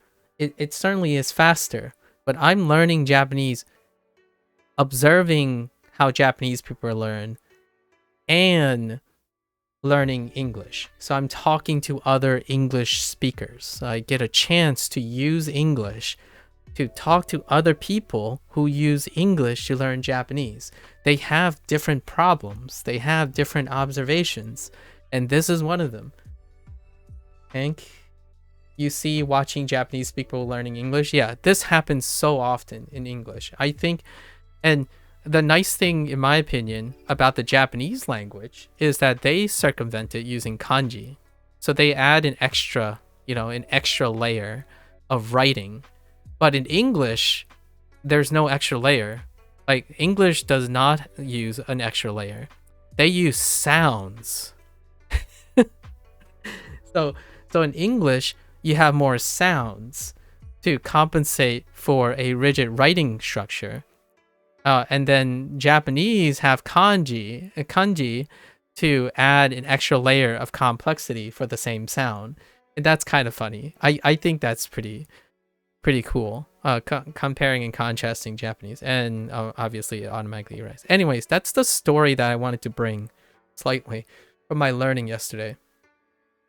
I thought it was pretty rad that I serendipitously noticed this.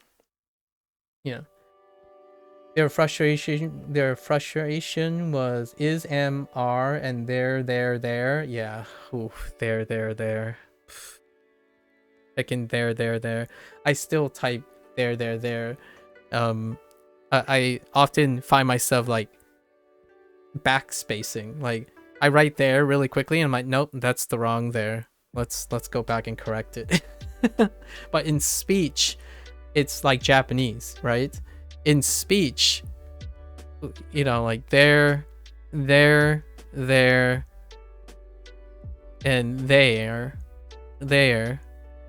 Right? It's like 3 different kanji. If you subscribe to them to 3 different kanji, then you won't have the confusion, right? So if you they are technically different, but they're very similar as well in both writing, and of course they sound the same. But kanji, you can have 3 different words, and then you have like remarkably different kanji for all 3. So then it's like a bit more distinctive, in my opinion, for things like that. And they function in the same parts of the sentence. That can also impact their similarity. Like there, and there is usually kind of in the same part of speech and similar places in the sentence, versus like much like what I'm saying about the predicate, right? In predicate, if you have kimasu written like this, right? Kimasu, or in kana, in just kana, like hiragana, you can't go off position either, because this is in a similar position. It's a predicate, right? Iru and kiru are in the same position a lot of times. So it's very fun to see the same similar struggles between whichever direction you're going. Also different pitch accents, yes. In English, you have different emphasis as well. So if you're wondering, different pitch accents for like those two, right? But in English, there,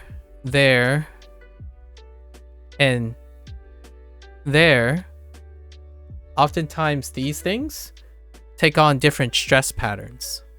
The entire thing in the context of the sentence, stress patterns. For example,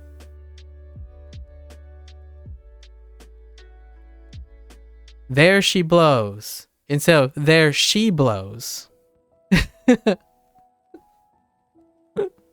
So yes, pitch accent is within a word, right? It's within a word, but in English, stress patterns are across a sentence. So a lot of these theirs and theirs aren't, the stress may or may not end up on there. So like, oh, they're hers. They're hers, as opposed to they're hers, right? They're hers, right? So there's like these theirs have different stress in the context of a sentence, depending on where you're going to emphasize them. So it's not the same, obviously, it's not identical, but the idea is the stress pattern, stress accents change too in different contexts. Like there she blows. I rarely ever hear someone say there she blows. That's weird. That's, I mean, maybe someone will say that. I don't know. Go around saying there she blows. Thanks, Shizu. Thanks for chatting. I hope oh, and I forgot, how many words have I studied? 1,000. 1,000. We're at 1,000. And then I have 200-ish on the outside. So basically like 20%. 20% outside and then 80% in. So we're at 1,000. All right. Well, let's finally get our new vocab in, right? This is this unit is when we cross the 1,000 mark. We're at like 970 something. Let me see. 987. We're at 987. So we're gonna cross the 1,000 mark today. Hopefully. I think. It'll be fun. Thanks for hanging out, Shizu. Good luck with your textbook. I want to hear what you learned in your textbook. As a French who learned English, I can attest that pronunciation is insane. I hope to learn French someday. There might be a chance. Like it's gonna be a long road before we get to other languages. But yeah, I would love to hear what you learn each day, Shizu. Like for 5 minutes. There's actually another French person that I know who's at uni for art that comes by every once in a while right before they go to bed to like talk about what they learned. as well. And they're like doing Duolingo and another French textbook thing. So good luck. Thanks for inspiring more talk. Hey Soka. Hello there, Soka. How are you doing? How are you doing? Okay. I think I covered everything, right? Yes, I did. So for that, hold on to the thought. I am gonna go to the bathroom really quickly.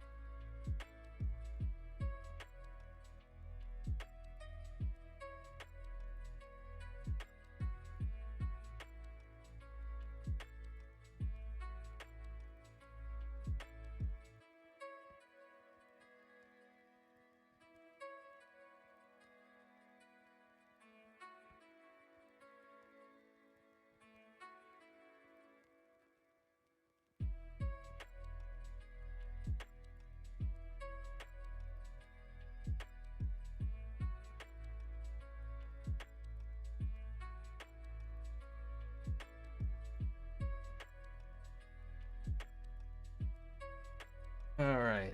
Now that I feel like several kilograms lighter.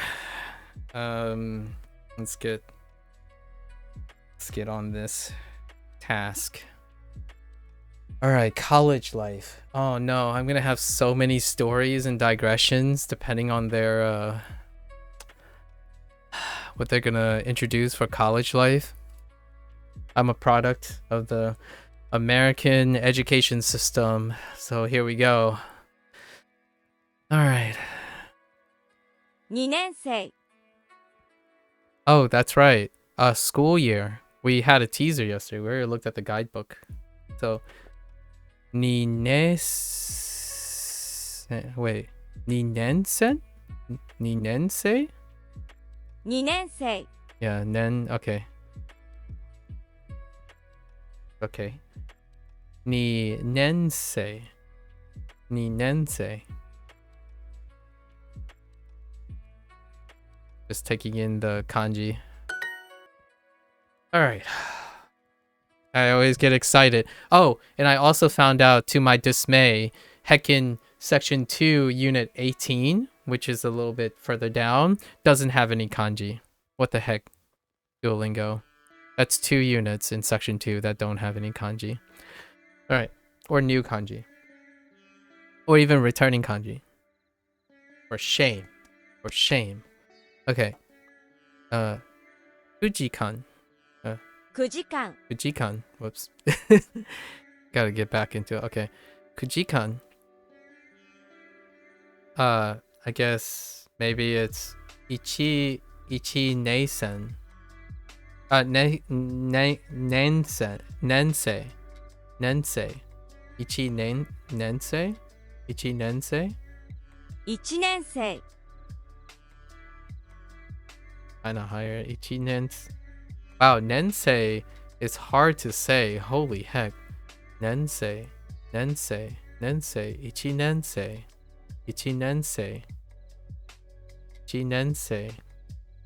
Non-nensei. 何年生 Okay, so they're just going in now. So, whenever we get a new, like, this kind of things, suffix things, they just go in with adding the stuff. That cuts out a lot of time. So they're definitely going in a lot faster now. So they give you all the different ones that Nensei doesn't change. I don't know if Nensei does change, but Duo sticks with. They first introduce we're gonna call it a measured word, and they go in and show you all the cases that doesn't change. And then they'll introduce if it does change. So right now we know ichi, nan, and ni do not change with nensei. So, 2年生 2年生 and 見ます.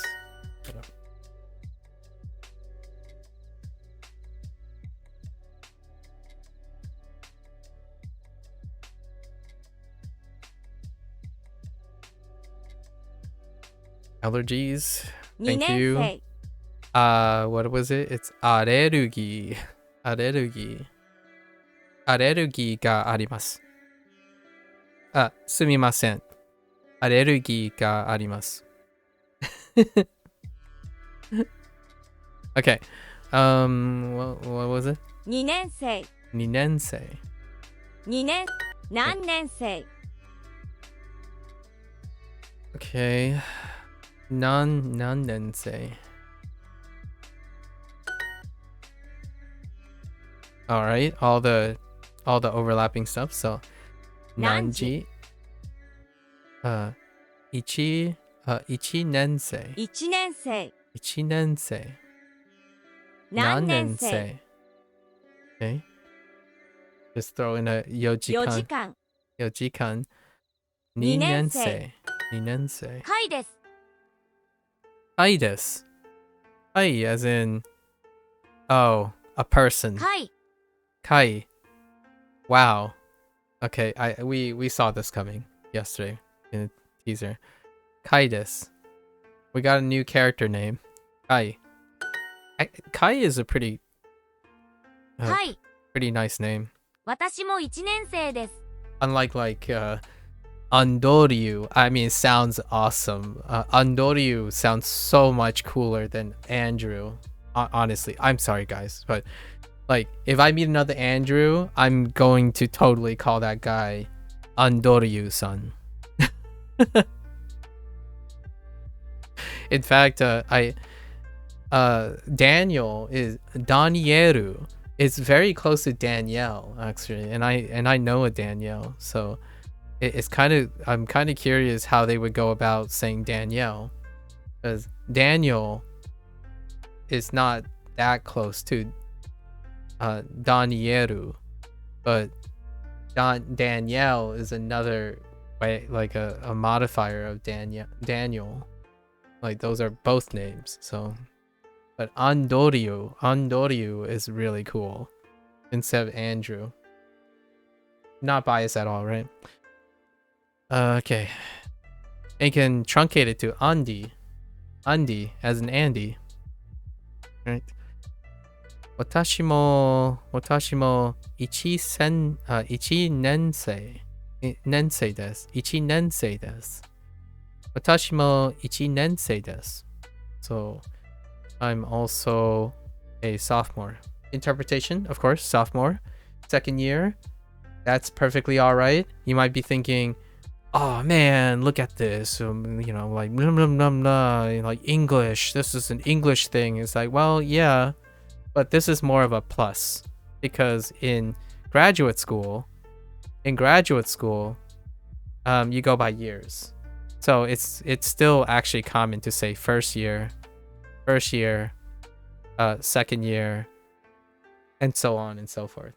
So the answer in English, in my opinion, is both. You do both because English has a lot of users, right?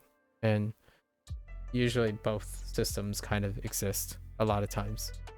Although days of the week and months, they kind of fell short. Like the months kind of fell short because of July, right? Because of July and August. Didn't really work. Although the first 6 months are kind of weird too. It didn't full stop into a system because the system keeps getting... The system is a mosaic. English is a mosaic. So, but there are examples of this. So in graduate school, usually referred to as the year. So when you go into university, right? Yes, in college, in my opinion, in college you would say freshman, sophomore, junior, and senior. That's because a lot of times it's 4-year durations, 4-year intervals for the different things. Like high school was I don't think it's everywhere, but it's divided into 4, right? Then college carried over, and I think largely 4-year colleges are still your standard expectation. But then when you get to graduate school, this system breaks down. So it's like it's a range, right? So then you go back to this system where you say your first year, second year, third year, fourth year, fifth year, and so on and so forth. So this is assuming 4-year college, obviously. And then there are 2-year colleges like associate degrees and stuff. I don't even know what they use in English to state what year they are, right? And then when people come back for master's degree, I don't know what they refer to themselves when it comes to years. So all of the above. It's extra. Whenever I think about things like this, I start thinking like, I don't know if Japanese has something more complicated. But oftentimes the complication usually comes from, in my opinion, the English side of things as opposed to the Japanese side of things. I actually think it's elegant. It's very elegant. So, what have you. This might be something desirable.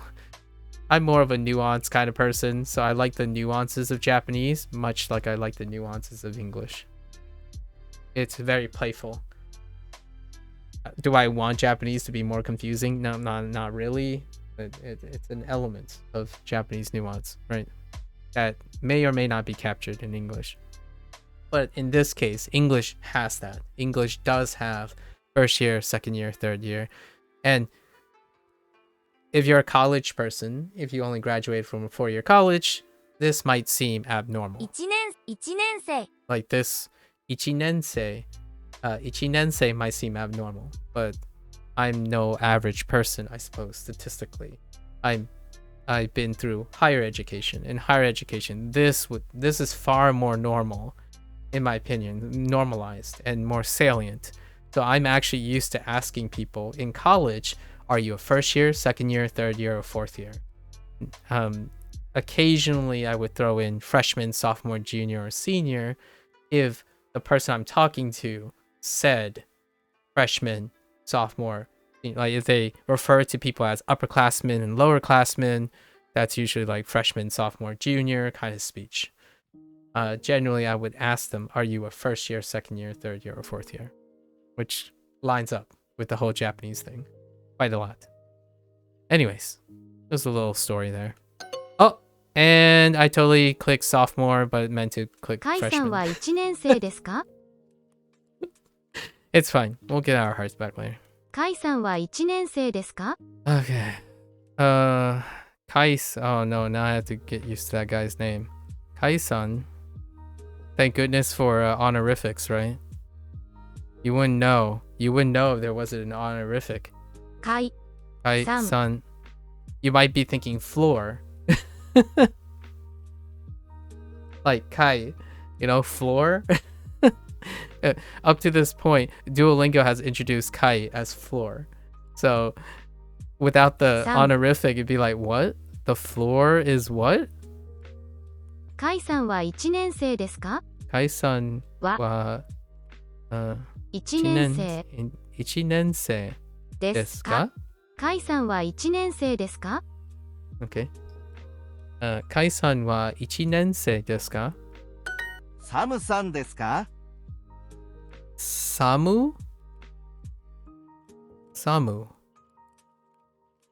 Sam?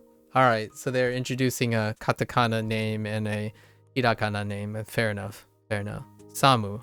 サムさん。 Okay. Samu-san desu ka? Okay. Sure. Are you Sam? Sam, I am. Right?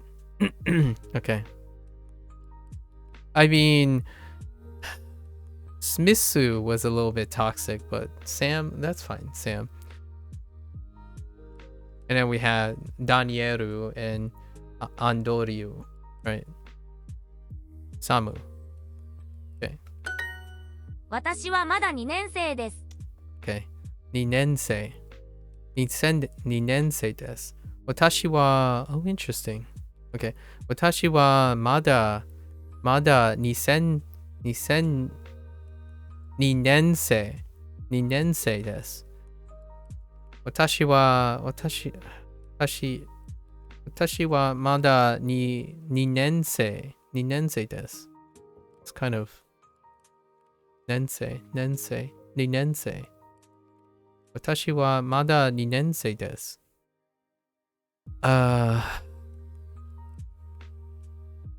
I'm still a sophomore, sure. Mada. Ninensei. 2年生。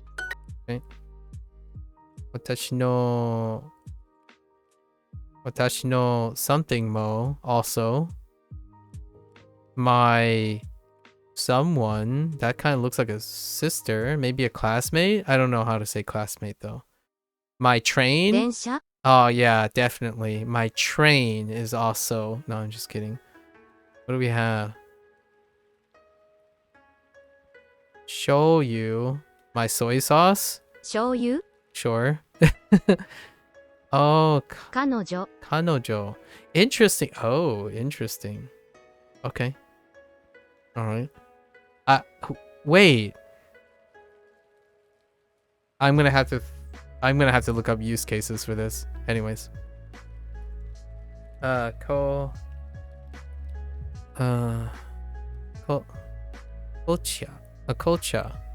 My black tea. My black tea is 紅 also 茶 okay. 彼女 Watashi no kanojo mo daigakusei. Yeah, daigakusei desu. 2年生 desu. College student. My girlfriend is also a college student. They're in their second year. Their second year. 花さんは何年生ですか？ Hana-san wa nansei de nensei de. Oh my gosh. Nensei desu ka? What school year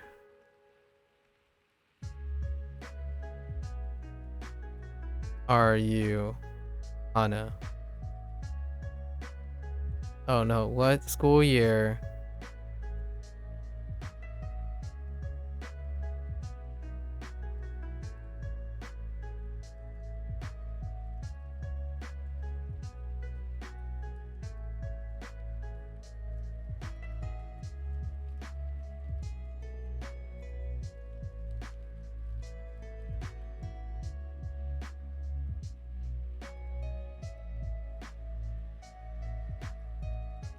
Wow, that's an interpretation if this is what they're going for. What school year are you, Hana? Yeah, that's kind of an interpretation.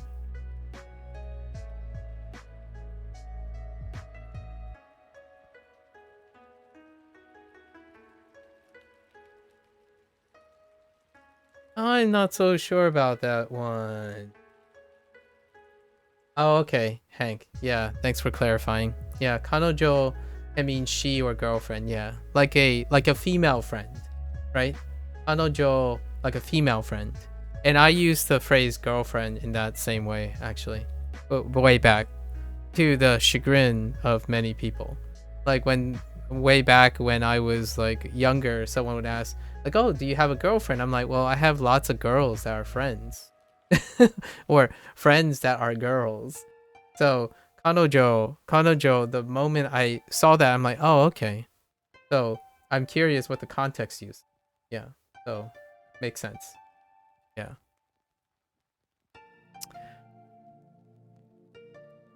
or female in general, right? Or male as well. I did see that Duo switched them back and forth all the time, so it's not. I made the implicitness. Okay. I want to try this. Okay, so there's a little interpretation here, because I see where they're going with this, but that's a slight interpretation here. It's more like, what school year is Hana?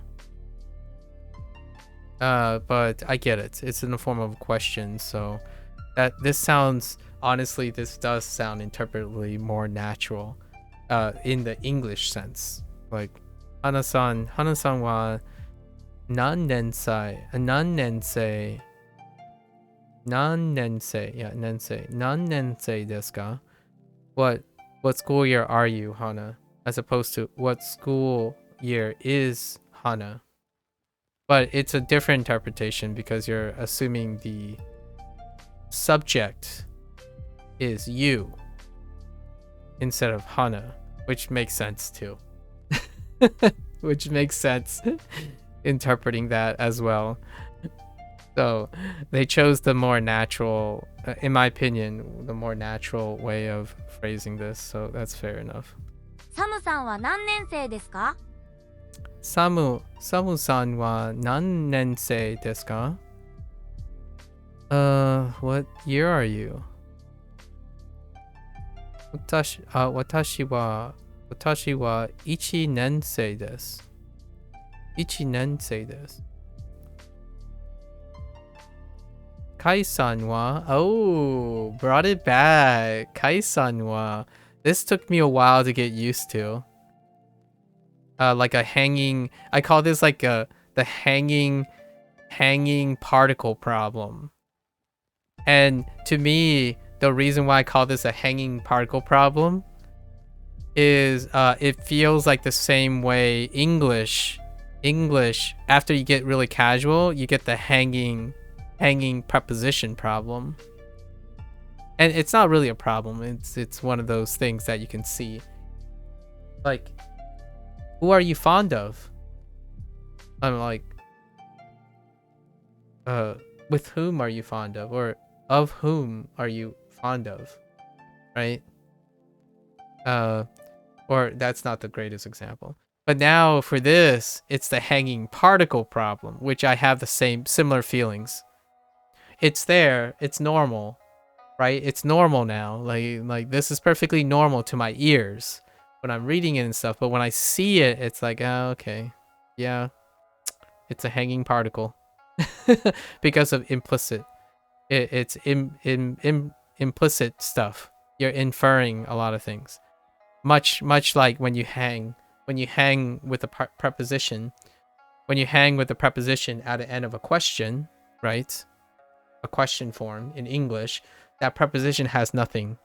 There's no there's no relevant, like it's implied. So like yeah. Who are you fond of? And the reason why I say fond of is because we were talking about girlfriends and stuff. So similar feeling, but I got over it. Kai-san wa 1年生 1年生 1年生 because it doesn't feel like a question. The question hasn't the question hasn't ended yet, and that's what made it feel really weird at first. Saying like Kai-san wa, much like whenever someone hangs a preposition, I'm like, of what? You got to give me more here. Of what? Like I'm not with you here. I don't know what the context is. Like you're inferring something for sure, but I don't know. Of what? Of is used a lot at the end. Hanging preposition in English, of, you get used a lot.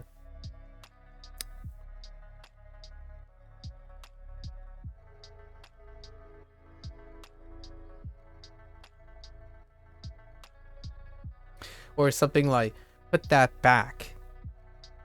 Put that back. Back where? Put that back there? Right? But it's obvious, put that back. As in wherever, like, it's inferred. Like, most of the time it's put that back wherever it came from. And then you ended up with from. So you end came from. So it keeps going. Like the string of hanging prepositions is very, very common in English speech. Like from what? Where okay. Ichi nensei. Ichi nensei. 1年生、 What? 小学生、 Shogakusei. Oh, well, we know that say 小学生、 we know that say changes. So nensei changes. 1年、中学生、 Jugakusei. 4年生、 Okay.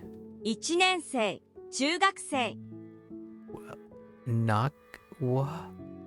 1年生、4年生、 Okay, yonensei does. Oh, well, yon changes. Okay. 1年生、 All right, teasers. アンドリューさんは何年生ですか？ There's Andoryu. Andoryu-san wa nan nensei desu ka? Okay, second year. Watashi wa ni nensei desu. Ana-san wa? 私も1年生です。 Oh, I screwed this up. This is no shade at people. This is also why I don't use freshman, sophomore, junior, and senior anymore. It's funny. It's an idiosyncrasy, but if they use first year, second year, third year, and fourth year, I wouldn't have mixed up sophomore and freshman due to a lack of attention, right?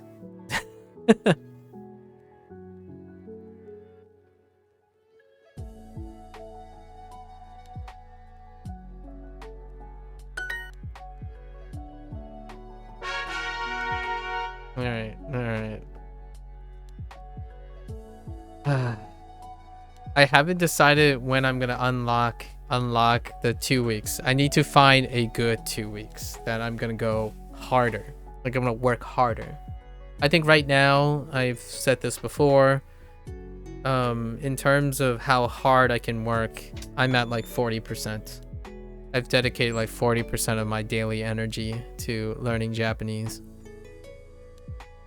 It's not too hard. Let's look at all the peeps in this Diamond League. Aw, Stacy's a fan of Peanuts. Charlie Brown. Classic. I wish you can go back to expressing there's an MJ. Keith, BMW? You know what the irony of having that flag as an emote but named BMW? That there's some irony there.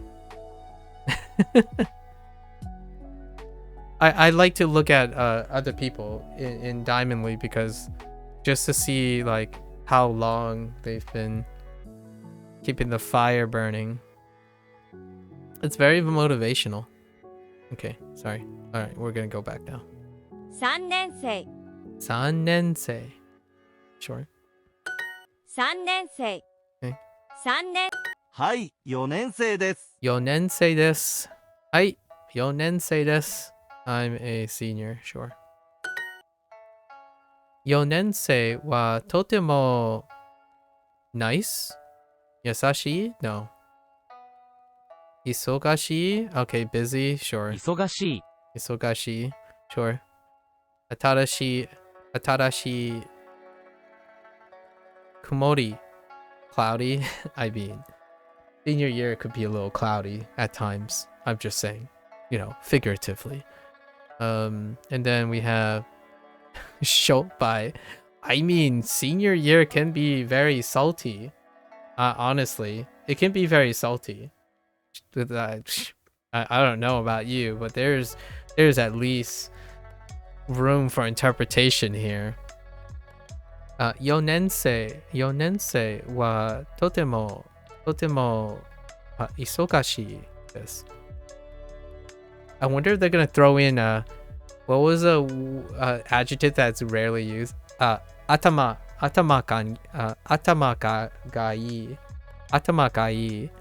I feel like that one, when it comes up every once in a while, I'm like, yo. Because if we're talking about college kids, right? We gotta talk about smart college kids. I love telling people who go on a path of education and knowledge, like knowledge seeking, you're smart. That's all I'm saying. It's not saying that people who aren't smart. Like it's a long commitment. It's very admirable. It's like whenever you decide to go on a long journey and commitment, right? But why not call yourself smart? At least I would call you smart. Anyways. 数学の授業 Or in the spirit of Japanese, a good head. You have a good head on you, right? A good head. Atama ga ii. Let's see. What do we have? Sugaku. It's a person. No, it's math. Dang it. Oh, it's a study of. Okay, sure. Kind of like a ongaku. Ongaku, music. Sugaku. Sugaku no Jukyo. I had trouble with Jukyo, and I still have trouble with Jukyo. When I read it, it took me a while to Jukyo. I keep putting in a t. I keep pausing. I keep adding a t here. Right. Jukyo. It's probably because of Jupun. Jupun is the reason why I keep adding that. Oh, lots of U's, like Yu's. You sometimes have Japanese t in it, as opposed to like katakana words. So Jugyo. Shugaku. Yeah. Shugaku no Jugyo. Okay. Math class. 数学 Oh, Sugaku. Oh my gosh, it's Su. Why did I say Sugaku, or did I say Suga? I must have said something different, because that didn't sound like what I said. Alright, Sugaku. I must have said something different. That did not sound like what I said. Sugatsu. Sugatsu no Jukyo. 数学の授業 Jukyo. Okay. 専攻は何ですか? Senko. This was major. Yeah, Senko wa nani desu ka? What is your major? 専攻 Senko.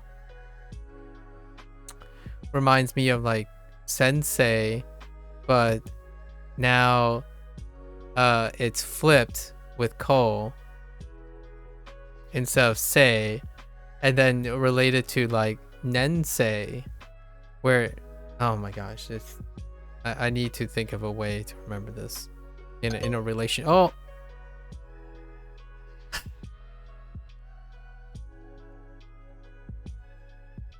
I don't use contractions, I swear. I can't tell you how many times like my accuracy in Duolingo, I would say, is about 95%. But if you take that 5%, I swear, like at least 90% of it is English related.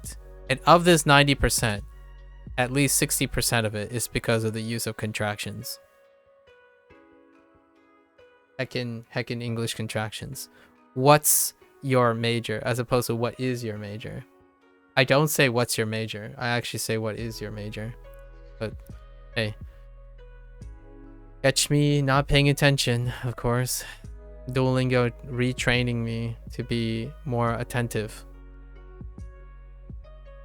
Senko. 専攻ナオミさんの専攻は何ですか？ Okay. What is your major? What is this about something old?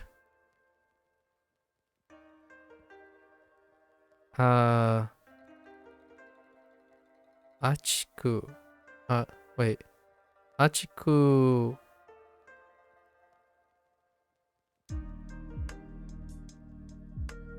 Oh no. Asaku.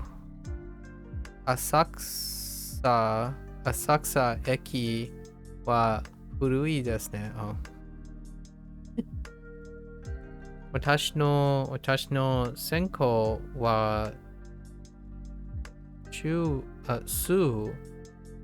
Oh, I've been saying Shu. That's why it sounded weird. I said Shugaku. Sugaku. 私の専攻はSugaku. Sugaku desu.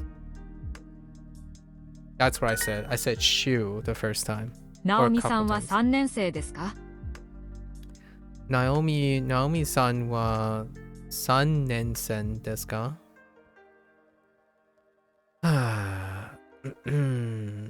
？Are you a junior? I guess we're gonna stick with this.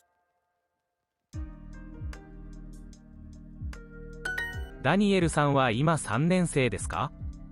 ダニエルダニエルささんんはは3年生3年生でですすか？か？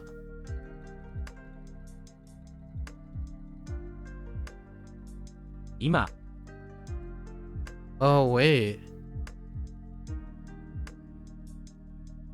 Aha. ダニエルさんは今3年生ですか？ Nice. Yeah, when are you gonna be a junior? Nice. Oh, no, ima. Whoops, that's now. I was thinking of tsuki, not tsuki, itsu. I was thinking of itsu, ima, now. Are you a junior now? I was thinking of asking a question. When are you? So putting in itsu. Danieru-san wa itsu 3年生ですか？ビジネスの授業はいつも面白いです。 Did you just say business? Oh no. Business? Okay, ビジネスの授業は Yeah, there it is. Itsu. You gotta stick in when at some point. Itsu. Oh no, it's Itsumo. Dang it! I didn't finish reading. Itsumo omoshiroi desu. Okay. Wow, that's kind of... I haven't seen Itsumo next to omoshiroi. Okay. That's fine. Business classes are always interesting. Sure. Fair enough. English bag. Music. Interesting. Okay. Was it? Okay. BG. Business. ビジネスビジネスの授業はいつも面白いです。Sure. Fair enough. ビジネスビジネスの英語 Wait. English business? Wait. Did I just hear English business? I guess English business class, sure. ビジネスの英語 English business? Business English? English business. Business English. Oh, it is business English. Okay, that's fair enough. Business English. Because it's English used for business, sure. Sure, as opposed to English business, which is business business using English. 4年生 Yonensei. Okay, 4年生 sure. Yonensei. 4時間4年生 What is this? 40回 Yonjukai. Oh, we're getting. 4年 We 生 might be getting kai. I've seen this kanji already because somebody already spoiled it. Because they keep spoiling 1,000-year-old languages for me. Yeah, kai. Yojukai. It's kind of old. Okay, yonensei. Okay.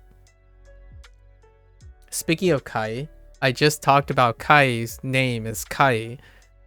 Oh, wait, no. That's floor. Oh, no, wait. What is that? We don't actually know. Wait a minute. I was thinking of Sai. No, I was thinking of Sai. Alright, well, we'll find out in the future. I don't know what that kanji is, actually. It's a counter, though. It kind of looks like a counter. It smells like a counter. It kind of sounds like a counter. Okay. Shu. No. Su. Okay. Sugaku. 数学 Sugaku. I keep saying shu. Sugaku. When I read su, I habitually say shu.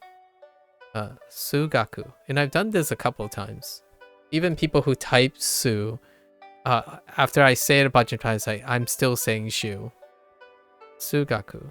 Sugaku. Jugatsu. 10月 Presento. プレゼント Business. Business. Business. ビジネス You know what? Business. Business is also the same way how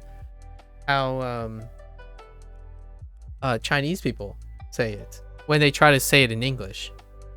Also Vietnamese as well, and Korean. Business, because of the buzzer, the lots of buzzer. But maybe that's only around the specific people that I've encountered anecdotally, because my parents have a problem with the buzzing Z. Business, right? Business, like Riz. Riz, drizzle, zipper, xylophone. So it becomes business, business, G. It becomes a G sound. Business.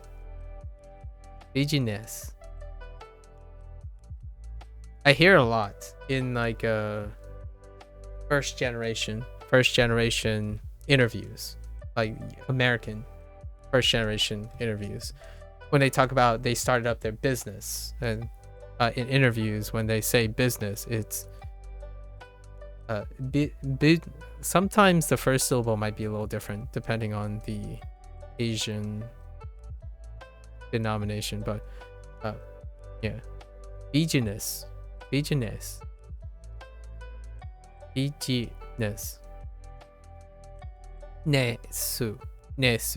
business. What is this? Omatsuri. お祭り Okay. Nannensen. 何年生 Nannensei. Oh, I keep saying sen. Nannensei. It'll take a day or two before we get used to this. Nannensei. Ninensei. Ninensei. Okay. Ninensei. 1年生 Yonensei. 三年生 Okay. 専攻は何ですか Senko wa nan desu ka? What's your major? Not this time. Okay.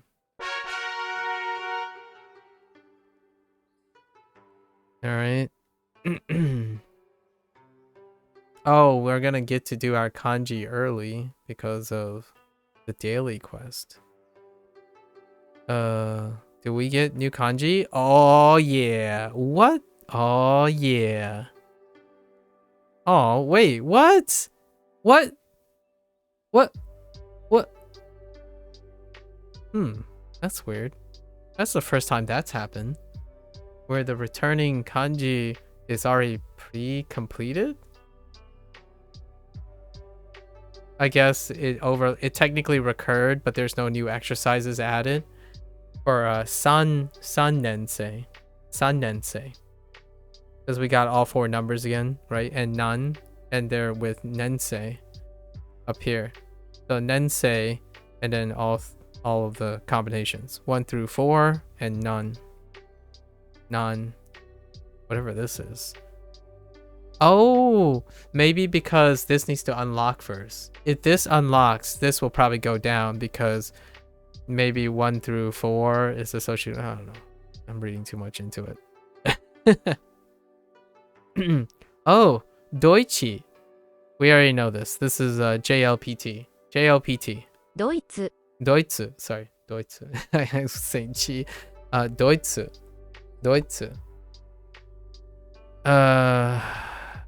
Party. Yeah, Deutsche. ドイツと日本。 Deutsch to Nihon. Sure. Germany and Japan. Okay. エリカさんの出身はどこですか？ What happened to their faces? Duolingo. Duolingo. Duolingo, please. What happened? Duo? What happened? What happened to people's faces? Is this what the old exercises look like? They didn't even put in placeholders. Erika san no sushin wa doko desu ka? Okay. Doitsu? Yeah. Doitsu. Watashi wa doitsu sushin desu. Sure. 難しい言語 Gengo. Is that Germany? No, it's not German. I meant to say German. Language? Gengo. It has go in it. 言語 Gengo. Okay, sure.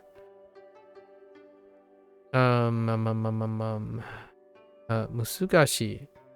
Difficult. A difficult language. Haha, can't relate. Sorry.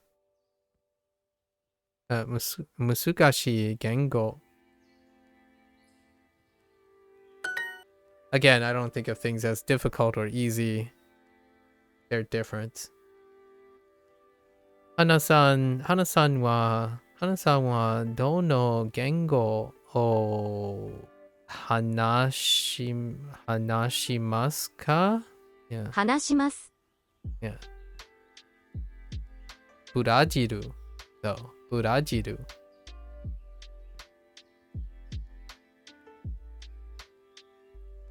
Hana-san wa dono.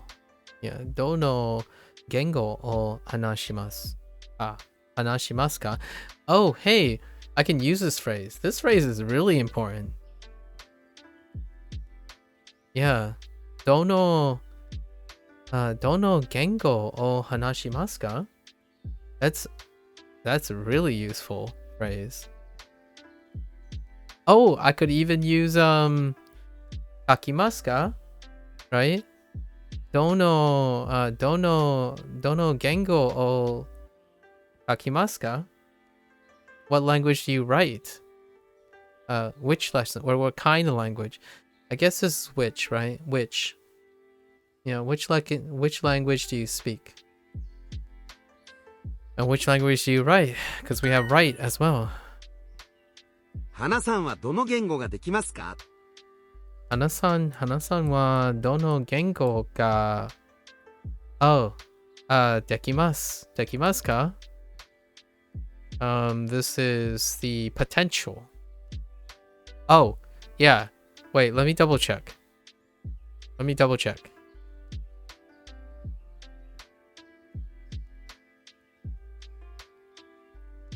Because this is also a Duolingo-ism. This is another Duolingo-ism. Yeah, this is the potential form before there was a potential form.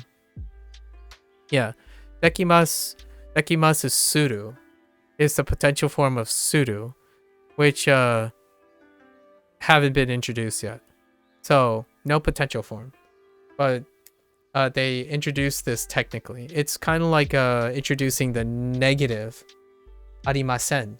Arimasen before there were the negative the negative non-pass. So dekimasu, like this one, dekimasu is actually suru in the potential form. So that's actually, I encountered this because I was looking at suru. I was looking at linked suru phrases, and then dekimasu came up because dekimasu is a different potential conjugation, and suru is in irregular. So this is something that Duo will not touch upon probably for a while, but suru in general, Duo doesn't touch on at all. So all the suru usages, like the link surus, right? Nope. All the different suru got used in many forms already, and this one's one of them. Maybe they'll talk about it when potential form comes up. But it's actually one of the earliest example of potential form without explaining that it's potential form. So this person's asking if this person happens to know which language. Like, which language do they happen to know, or like potentially know, as opposed to they know. The no, which I talked about a little bit, because when I was looking at dekimasu, it's a suru form, but there are actually two other ways to express either you understand something or know something, right? Two other predicates for that, which we haven't used yet. Okay, Hana-san wa dono genko? Did I miss? 花さんはどの言語ができますか？ Genko ga dekimasu ka? Okay. Which languages, plural, sure. Which languages do you know, Hana? アンドリューさんはどの言語を勉強しますか？ Okay.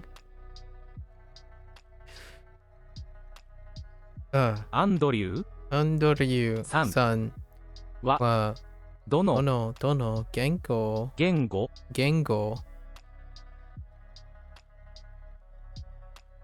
Sorry, I'm trying to hear myself say gengo. I'm cutting it very short. Gengo.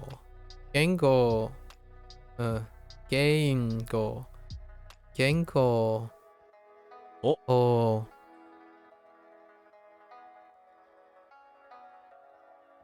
Something. アンドリューさんはどの言語を勉強しますか？ 勉強しますか？ Okay. Yeah, benkyou shimasu ka? Sure. Bringing back an old one. Benkyou shimasu ka? This is also another like suru, right? Another suru linked.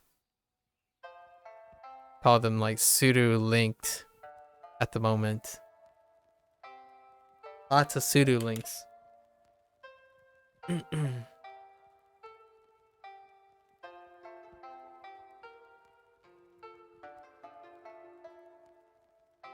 Hey. Andoryu-san wa dono gengo o benkyou shimasu ka? Which language are you going to study, Andrew? タガログ語と日本語。 Come again. Are タガ you ログ語と日本語 are you serious? I can't even pronounce this in English. Wait. Hold up. What is Keikona pronunciation? I need Keikona. Hold up. Tagalog. Tagalog? That's how you go with okay. Tagalog? Tagalog. I haven't ever heard like someone try to say Tagalog. It doesn't come up too much. And what was this? タガログ語 Taragoguru. Oh my gosh. Okay. Tagarogoro.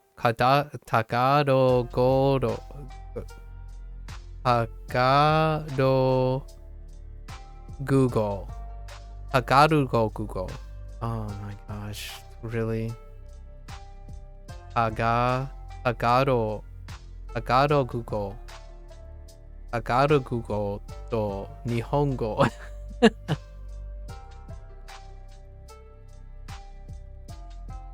Wait. Let me hear the. Oh, hold up. Let me hear how. I genuinely avoid pronouncing this. Tagalog. Tagalog. It kind of sounds like Tagalog, but Tagalog. Like I would have went with Tagalog, but Tagalog. I don't think so. I think it's more like lug. Tagalog. Or the Keikona. Oh no. Okay. Tagaro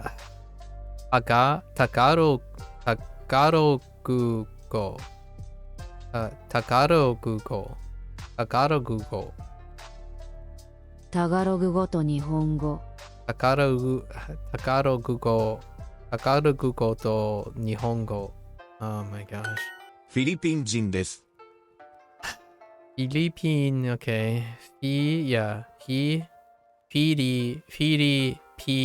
Philippine 人 Philippine 人 Philippine 人です Okay. Philippine 人です Philippine 人です Philippine 人です Okay, sure. I'm Philippines. Okay. Philippine です。Philippine 人です。Okay. Philippine 人です。フィリピン人 Yeah, Philippine 人です。ドイツ語とスペイン語。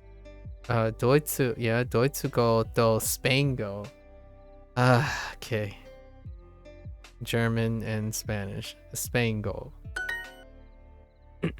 I guess it makes sense. If you're talking about college on a language learning thing, you would have to bring in languages, right? Language learning. Fair enough. 彼氏とドイツ語を勉強します。勉強します。運転 Yeah. 運転 Drive. Kind of looks like drive, right? Or a drive or a ride? I don't drive? Something like drive? Yoyaku? All? No, yoyak? Oh, that's I wanted to say translate, but that's no, that's honyak. Yoyak kind of reminds me of call. And undo, exercise. Okay, yeah. タガログ語ができますか Or workout. Oh no. Tagarogo Tagarogugo. Tagarogugo ga. Of course you would put. This is worse than Kankokugo ga.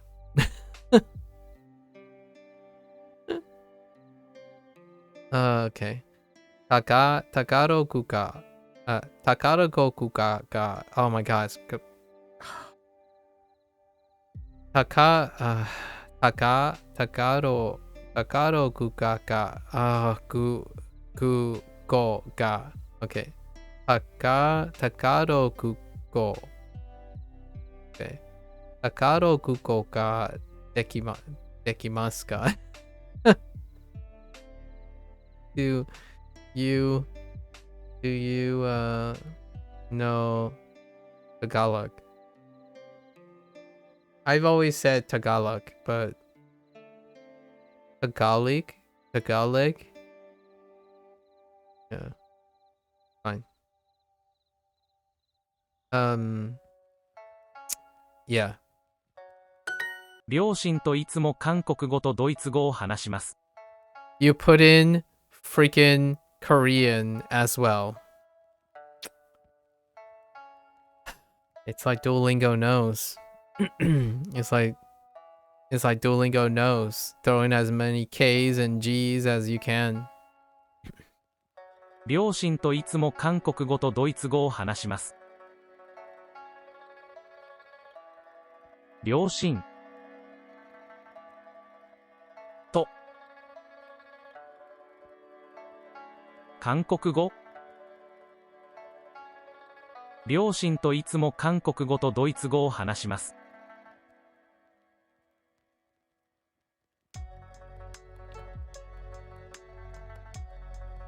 と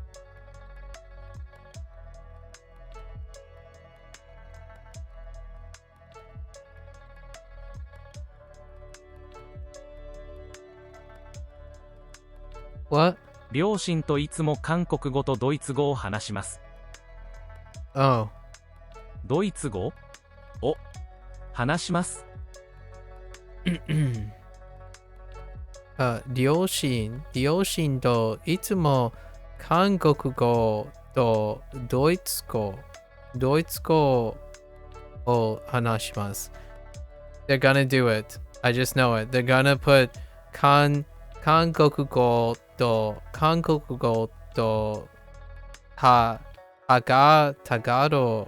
ログがタ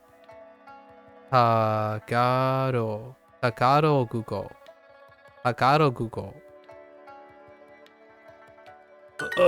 毎日両親とタガログ語を話します。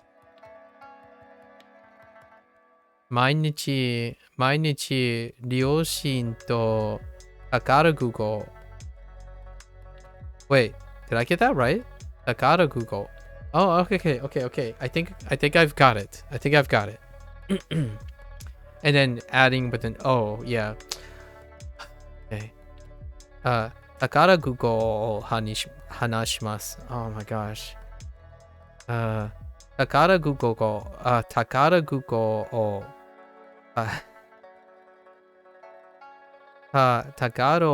Tagalogを話します。Okay, 毎日両親と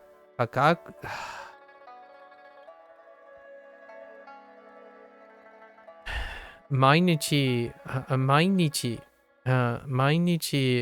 両親とタガログ語を話します。That's as fast as we're going today. I'm already tired. My throat is parched.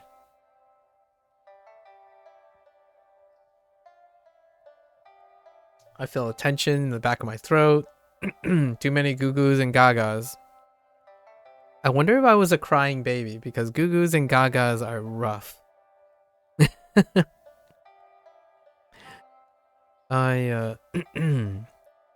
Okay. I speak Tagalog with my parents every day. フィリピンはいつも暖かいです。Okay, just Philippine, right? Philippine Philippine wa itsumo atatakai desu. Okay, bringing back the weather. Not bad, not bad. Bringing back weather terms. Atatakai. Alright. The Philippines. The Philippines is always warm? Oh no. Oh no. I guess. See, this is where I don't understand English well enough. The Philippines is always warm. Yeah. That's how it is. The Philippines is always warm. Yeah, sure.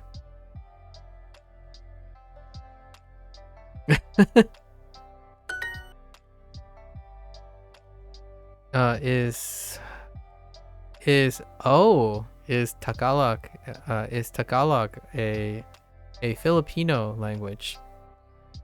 That's a reasonable question, actually.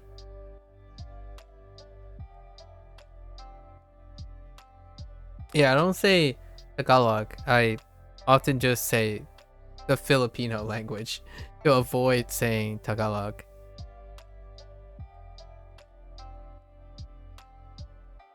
Because I wasn't ever sure. And here we are.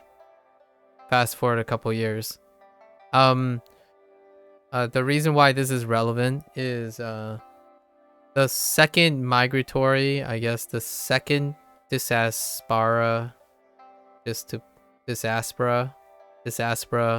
from New York City, right? From New York City is where I am right now. And oftentimes you get Vietnamese, Filipino, and Chinese. So it's been much early in my life been exposed to other Filipino immigrants. Okay. And usually refer to it as the Filipino language because we were young lads with no knowledge of what you call different languages from different regions when the language is not the name of the region that they're from. Kind of like much later finding out that your Chinese is Mandarin. You know, like Mandarin is the collection of the dialects that's spoken in China.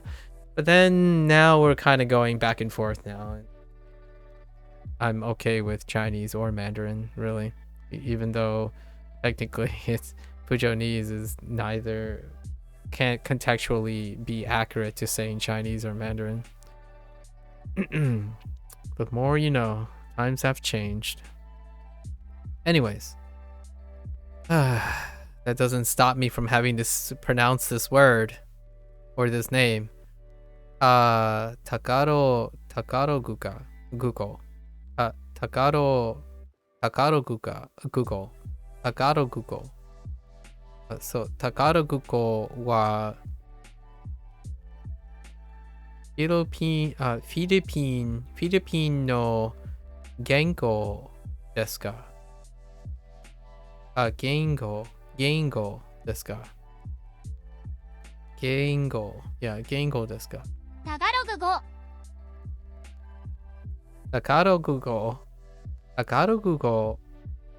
Tagalog wa Philippine フィリピン Philippine no 言語 Gengo desu ka? ですか I think it's been a while since I have such a hard time in pronunciation. Holy heck. And even just getting what I think the kana sounds like. It's Betonamu all over again. Or Australia. Australia.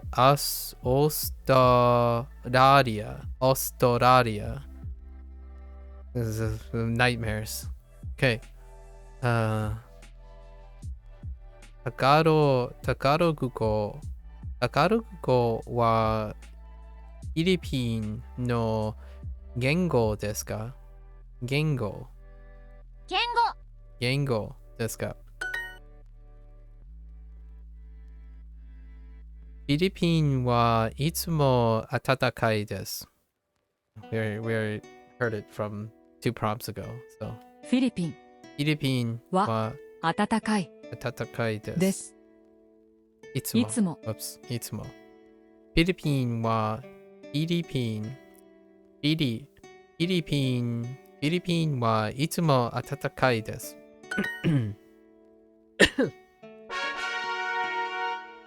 Introducing the Duolingo Family Plan.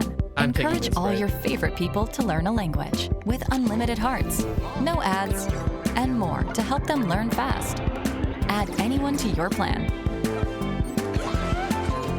Your family, your friends, anyone. Save together, learn together with the Duolingo Family Plan.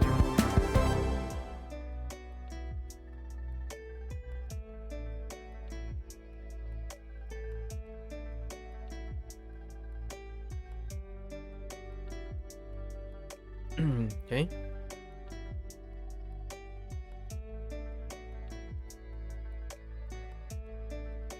Okie dokie.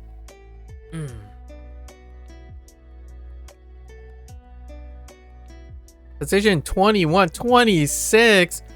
Oh no. Private, huh? That makes sense. Okay. Okay. Okay. Okay. Okay. 駅 Eki. Oh. Eki. Oh, that's why this R thing looks so familiar. What the? Oh, I couldn't even resolve this in Twitch chat. When people typed Eki, I couldn't even resolve these things. Okay, so that's what it looks like. Yeah, this R thing. Eki for station. 駅 Yeah. Eki. 駅 What the? Ooh. 5 Go? Really? Oh, hey, that's go. 円 N? Oh, N. We got N. this kanji as well. And what I mean is, not Duo hasn't taught me these kanjis. Other people have used this. This looks familiar too. 上 Joe. No, actually. Oh, wait. I might have seen this too. Yeah, I might have seen this too. But definitely these go. two. 円5円 Yeah. 駅 Eki. 駅駅 What the? Okay. 大学の寮 Dio? Dio. 寮 Dorm? Portion? Okay. There's some usage shenanigans on this one. Oh, I get it. I get the portion thing from dorm. Dio. Okay. Daigaku no dio. I got it. I got it. Okay. I understand. Okay. Excuse me. Daigaku. Okay. Daigaku no dio. Dio no laundry? Dio no laundry. Wait.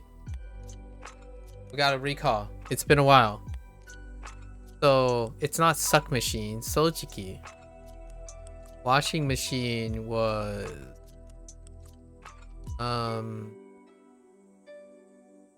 Senta. It might have been Sentakuki, right? So Sentaku. Yes, Sentakuki. Here it 洗 is. 濯機 Yeah, Sentakuki. Wa Chikates. Chikates. Yeah, Sentakuki. Sentaku for laundry. And then these are laundry machines. So Sentakuki. Sentakuki. Okay. Still got it. Still got it. I think that was. Ooh, that was 10 units ago. I think 10 units ago. ルームメイトと寮に住んでいます。 Do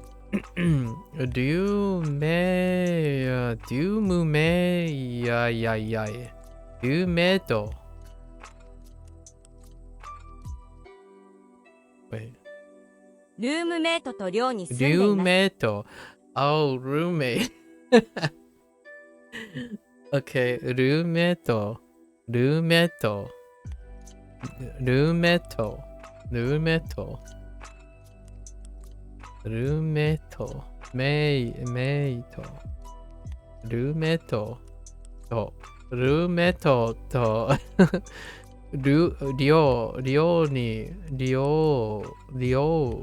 寮に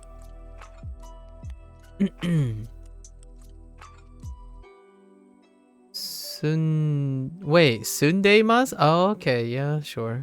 Yeah, 住んでいます, sure. に住んでいます. Let me hear this again. ルームメイトと寮に住んでいます。 Roommate. Oh, room. It's roommate. Roommate. Roommate. と Roommate. Roommate. と寮に住んでいます。Oh boy, this unit is gonna be it's gonna need a little work here.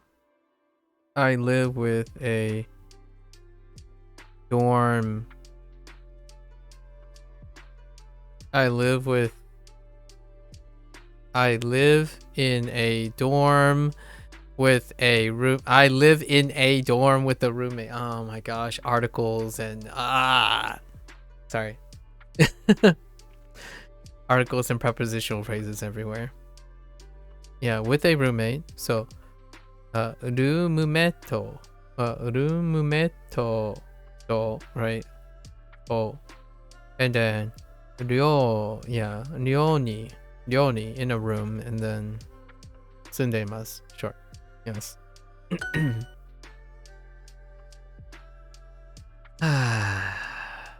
Oh, there's a sojiki thing.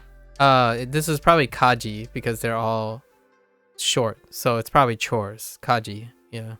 家事 Even though they're cleaning, so you could technically say, cleaning instead. Sojiku or sojiku. Soji. You could say soji instead. For cleaning. Maishu.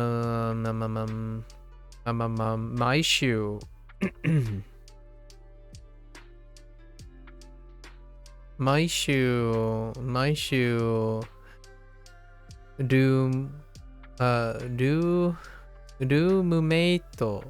Roommate と家事をします。花さんはどんなルームメイトがいますか？花さんはどんなルームメイトがいますか？ Fair question. What kind of roommate do you have, Hana? ナオミさんはどんなルームメイトがいますか？ Okay. It's the same question, but with Naomi. ナオミ Naomi さん san はルームメイトルームメイトががいいまますすか？か？ Oh, どんなどんなHey Xena, it's been a while. How have you been, Xena?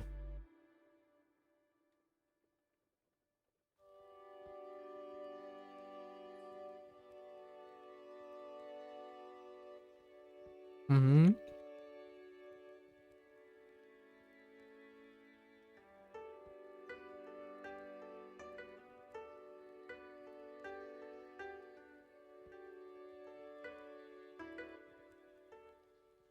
I've been doing pretty well. Thanks for asking. Glad to hear you're doing well. What have you been up to lately?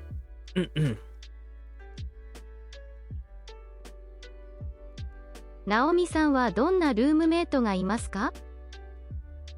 Naomi さんはどんなルームメイトがいますか？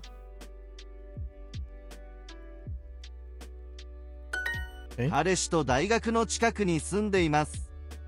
Why is 近く近く highlighted here? 彼氏と大学の okay. Oh, I see. Nearby as in a living nearby. That's fair. That's fair. That's kind of new. You see, I'm coming pretty far in my journey of learning? Yeah, indeed. 彼氏と大学の近くに住んでいます。Okay, sure. I live near? Okay. Oh, okay. I see. I live near my boyfriend's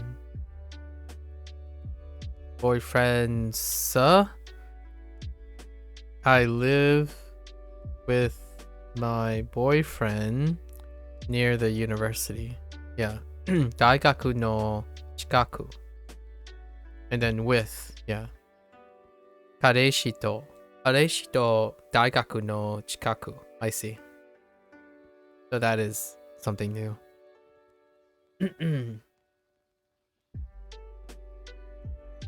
Could you remind me of that joke, the ma one? Haha? The haha joke? Yeah, the haha joke. It's a haha joke. Because haha is my mom. But when you make a haha joke, you're actually making a mom joke. But haha is a dad joke, which is chi. Chi. So one could say, if you made a haha joke, as in haha, it's funny. Haha, it's funny. You're really telling a haha joke, which is a mom joke, but it's really chichi, which is my dad.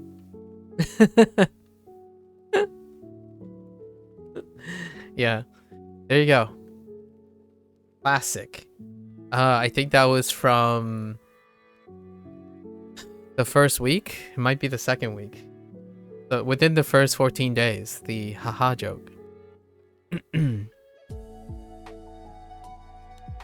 Long ways, man. Long ways. I live near the university. Okay, that's fair. Going backwards. I live near the university with my boyfriend. Fair enough. Usually the person comes first for me. So in English, I prioritize the other person before the location. So I would say I live with my boyfriend near the university, as opposed to I live near the university with my boyfriend. The location tends to be sub-priority to a person. But that makes sense. I mean, the order would suggest I live near the university with my boyfriend, if we were doing the order properly here. 渋谷駅の近く Shibuya Eki no chikaku. Oh, okay. Near Shibuya Station. Ooh. Interesting. That is new, chikaku. The way chikaku is being interpreted. Huh. Okay. 駅の近くに住んでいます。駅の近く。近く。Something. 駅の近くに住んでいます。に住んでいます。に住んでいます。Okay, I live near the station. Oh, that's... Oh, okay. Yeah, that's very useful. 花さんはどこに住んでいますか？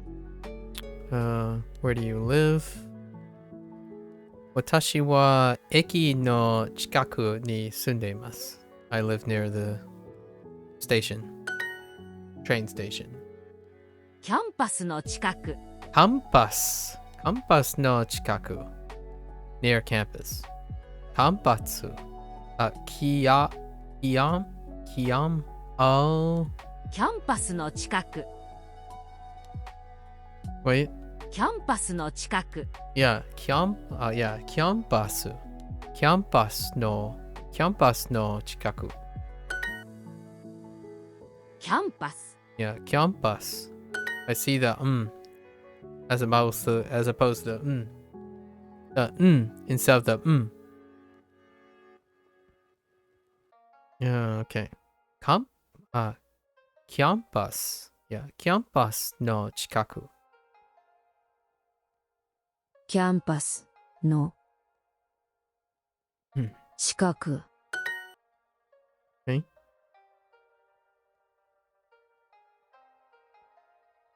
キャンパスの近くに住んでいますか？キャンパスの近くに住んでいますか？ Wow, they just lumped that whole thing together, huh?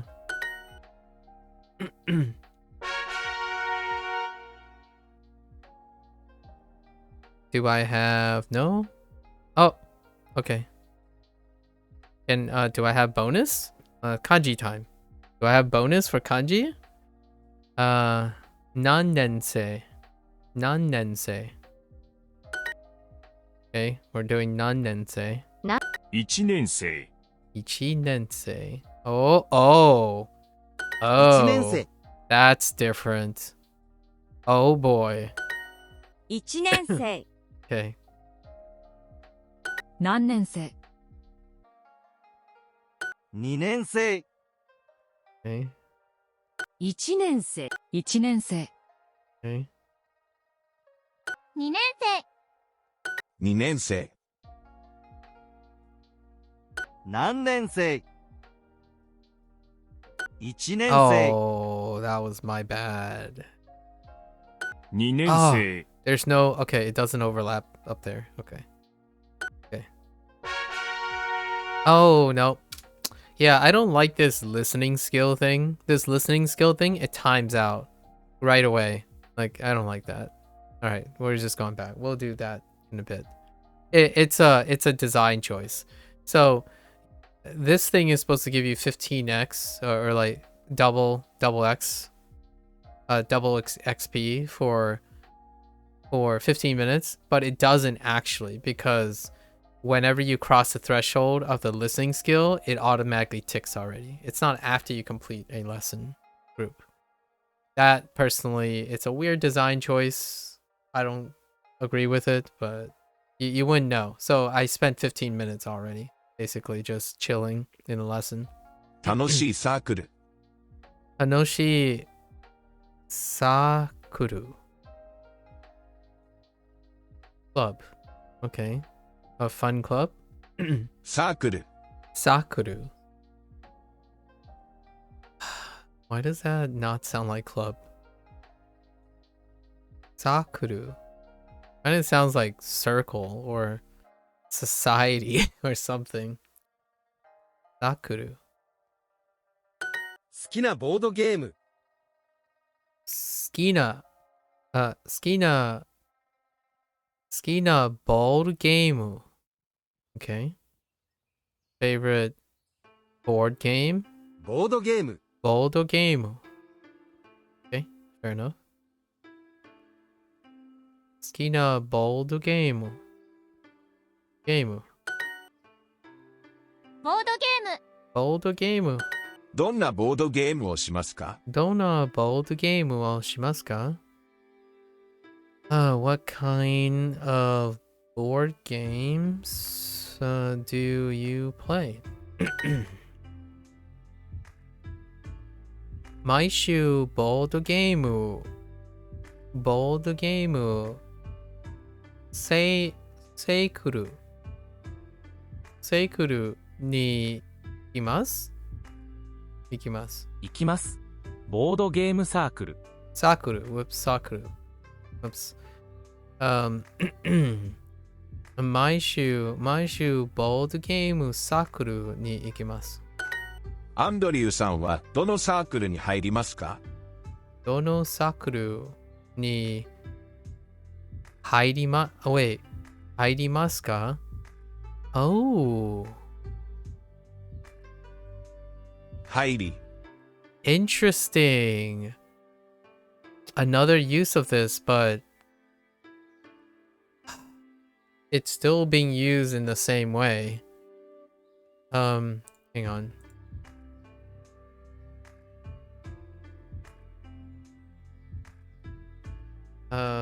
Haidimas. Yeah, enter, get into, go into. So they're still using it as interpretation of take. Huh. Right screen. Or, yeah. 入り。 Or enroll. Okay. Andoryu wa dono. This is the second time for haidimasu.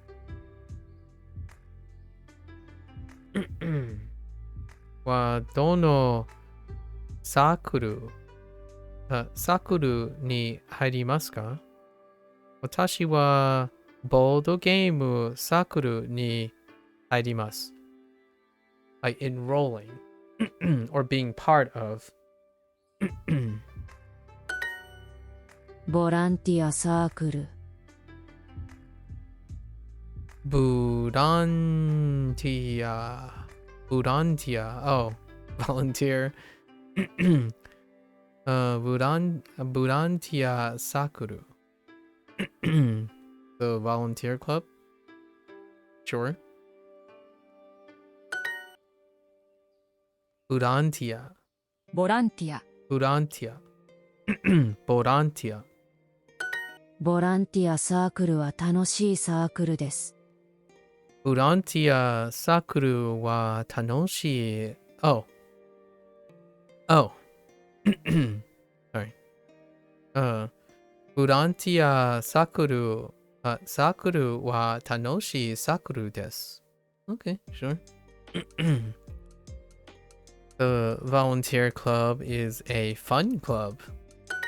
サムさんはどのサークルに入りますか？ That kind of sounds like Samsung.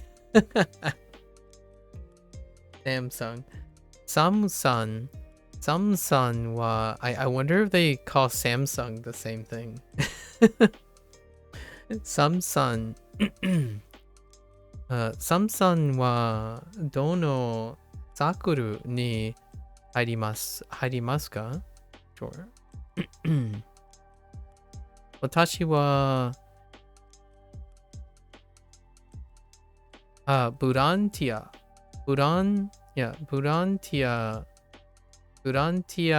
サークルに入ります。チェスをしましょう。 I'm going to join the volunteer club. Enroll. Join. What is this? Chess? Oh, chi. Oh, chi. Okay, chisu. Chess. チェスをしましょう。 Yeah. Chess. Okay. Chess をしましょう。We should play chess. チェスをしましょう。Sure. チェス。チェスはあまりしません。チェス はsomething Amari-san. 洗いません？チェスはあまりしません。あまりしません。Wait, what is this? Wash. That's 洗いません。I don't wash. チェスはあまりしません。I don't really play chess, right? Brought back of the introduction of negatives negatives, they introduce the amari, not really, like don't really. ダニエルさんはどのサークルに入りますか？ダニエルさんはどんなサイクル、サークル、sorry, サークル、I said サークルに入りますか？私はチェスサークルに入ります。アンドリューさん、テニスサークルに入りませんか？入りませんか？ Nice. 入りませんか？ Hey. Andrew, would you like to join the tennis sakuru, the tennis club? Anime club, of course. Sorry. Anime sakuru. Do we go first? Yeah. 花 Hana-san. さん Hana-san. Hana-san.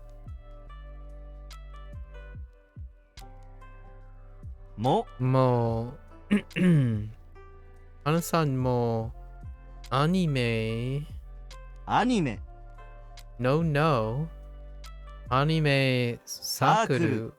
Sakuru. It's another one of those where I guess the absence of the no regardless. So Anime Sakuru ni 入りませんか？入りませんか？入りませんか？ So 花さんもアニメサークルに入りませんか？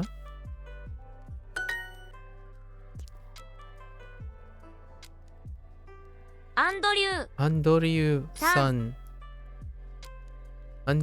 さん with no particle?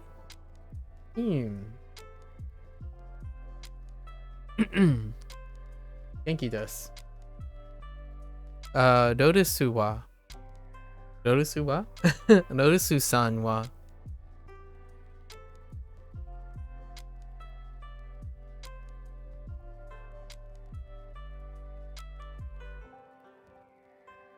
What's up, Lotus? Andoryu-san with no particle? Okay, I guess. Andoryu-san...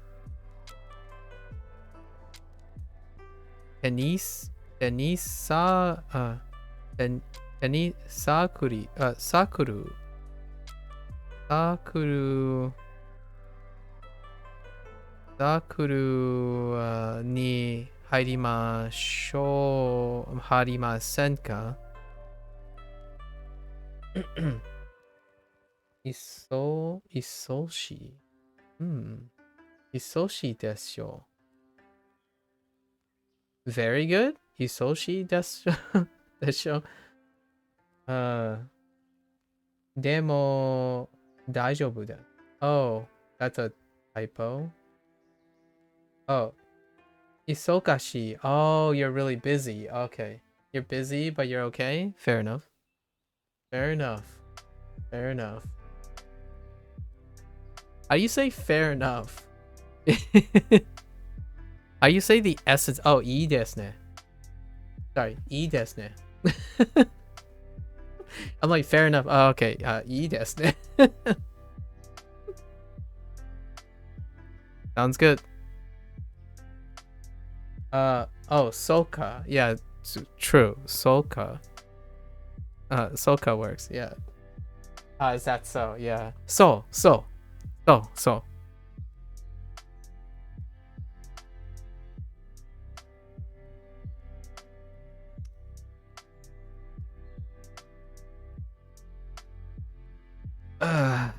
So, yeah, we're learning about clubs.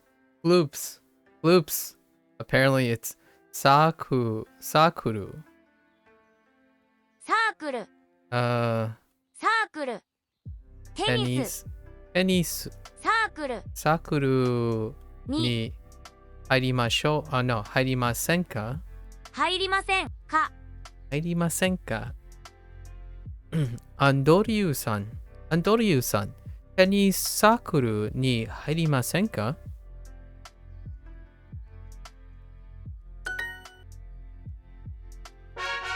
？Okay. Alright. First time for no. It was introduced. Senka was introduced in Unit 14.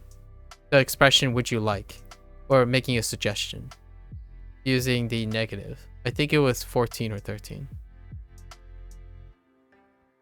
It was about like, do you want to go somewhere? Oh, would you like to go somewhere? Lots of ikimasenka, or I mean not ikimasenka. Yeah, never mind. I did. It is ikimasenka and stuff. And they interpret it as "would you like." So they contrast it with "should you like" and "would you like." Okay. Okay. 私も1年生です。 What did I do there? Oh, rub it in, why don't you? I.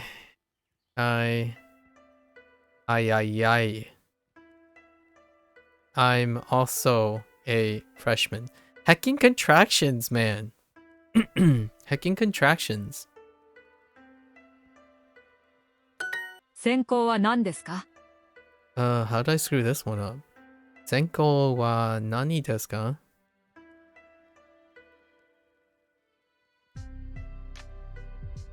What's your major? Oh, because of contractions again. 2 contractions! Dude, I missed both. I accidentally wrote what's your major. I got bopped for that, and then now it's not in the blank, right? I got bopped by that. Hecking contractions, man. What's your major? Sure. カイさんはドイツ出身ですか？ That's the only 2 errors for the day, by the way. Senko is also incense. Something Duolingo probably won't teach you. Yeah, probably not. Incense. I'll keep that in mind. From now on, I'll always interpret it as incense, and I'll always blame you for it. Congratulations.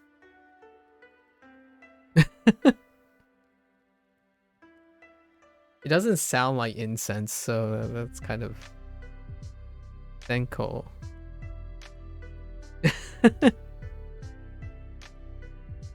Kai-san. Kai-san wa Deutsche Sushin desu ka? Okay, sure. Oh my gosh, today has been really toxic, Lotus. I had to say Philippine, but not in the Philippine. It doesn't end with Philippine. It ends with Takaroguka. Takaroguko. Takaroguko. I can Takaroguko. Takaroguko or Takaroguko ga dekimasu or something like that. It's Kangokugo ga dekimasu all over again. So toxic. Okay. All right, Kai, what do you do? Okay, Kai, are you from Germany, Kai? You didn't know that one? Oh yeah. Tagalog. Yeah, Tagalog. Freaking. And I actually had to look up how Keikona works. I actually pronounce it Tagalog, but it's apparently, according to Google Translate, it's this. Tagalog. Tagalog. Even though the pronunciation says it sounds like Tagalog. Tagalog. And then the sample says Tagalog.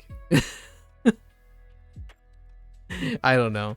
I've always said Tagalog, so okay, it'll have to stay with that. But I can, what is it? Takarokuka.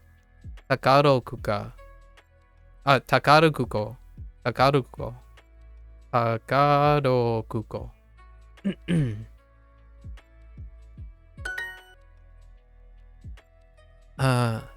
Okay. Kaisan no incense wa what the heck?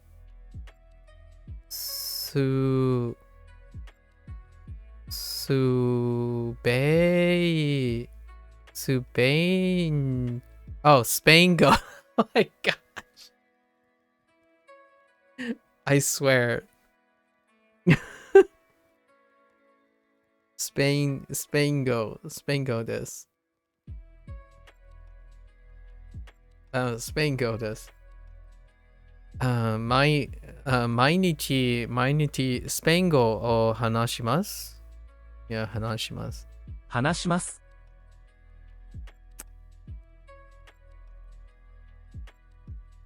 I did say incense there. Senko. Oh, Kaisan no senko wa Spango desu. Mainichi Spango o hanashimasu. Imagine majoring in Spanish. Okay. ボランティアサークル Burantia Sakuru. Yeah. The volunteer club, sure. Danieru-san wa something no ichi nensei desu. Ichi nensei desu. Daigoku. Daigaku. Whoops. Daigaku. 毎日両親とタガログ語を話します。 Tarogugo, Tagarugo, Taga blah blah blah, Tagarogugo. 毎日両親とタガログ語を話します。 Spanish seems a bit better on that front. Yeah, Spango. Yeah. Mainichi something. タガログ語 Takaragugo. Oh, hanashimasu. Okay. We're missing a bunch of things. 両親 Maybe it's Mainichi Ryoshin Do. Yeah, that makes sense. Mainichi Ryoshin Do. Takarokugo o hanashimasu. I sigh in front of each of these words. Every time I'm like, Mainichi Ryoshin Do.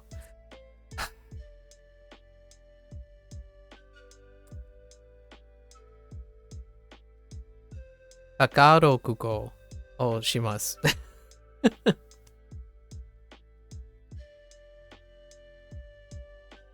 Takarokugo. I do pause though. It's part of my exercise. I do it a lot with difficult things. Like if I'm playing something like a musical instrument or something, before I get to a trouble part, I pause there and I take a deep breath and then try to do it. And then eventually I take the breath away. But yeah, I'm not actually being I'm not trying to be dramatic for dramatic's sake. I actually do pause and then take a deep breath and then try to say it. Oh, that's the English Sai kanji? Wait, how does that even work? Is it one stroke or is it two strokes?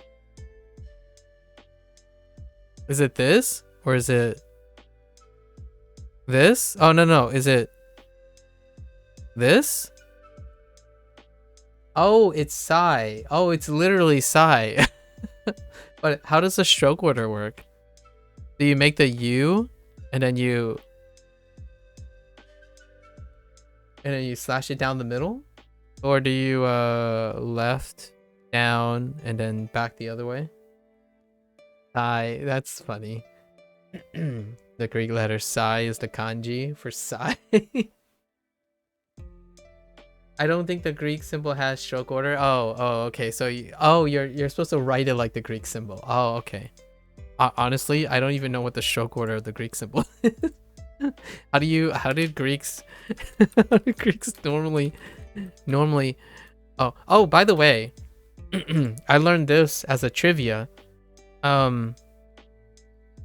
Greek is one of the 3 most unrelated languages in the European continent to the others, I think. Yeah, pretty sure it's Greek, which is a fun factoid. It's a random thing on my YouTube thing. I forgot the other 2 though. There's 3 really, really unrelated languages for the whole continental Europe, and Greek was one of them. Interestingly enough, hence the, you know, how special it is in a way, like in terms of like what we were just talking about Sai. 毎日両親とタガログ語を話します。Tagalog. Okay, it's fine. We're moving along. Okay. 彼氏とドイツ語を勉強します。勉強。Sure. サムさんはどのサークルに入りますか？ Samson. Oh, tell me this. Interesting. Maybe Greek, Germanic, and Russian. I think one of them was sus, but in the little like trivia thing, as far as I know, wait, let me look geographically first. One of them was sus, and it was because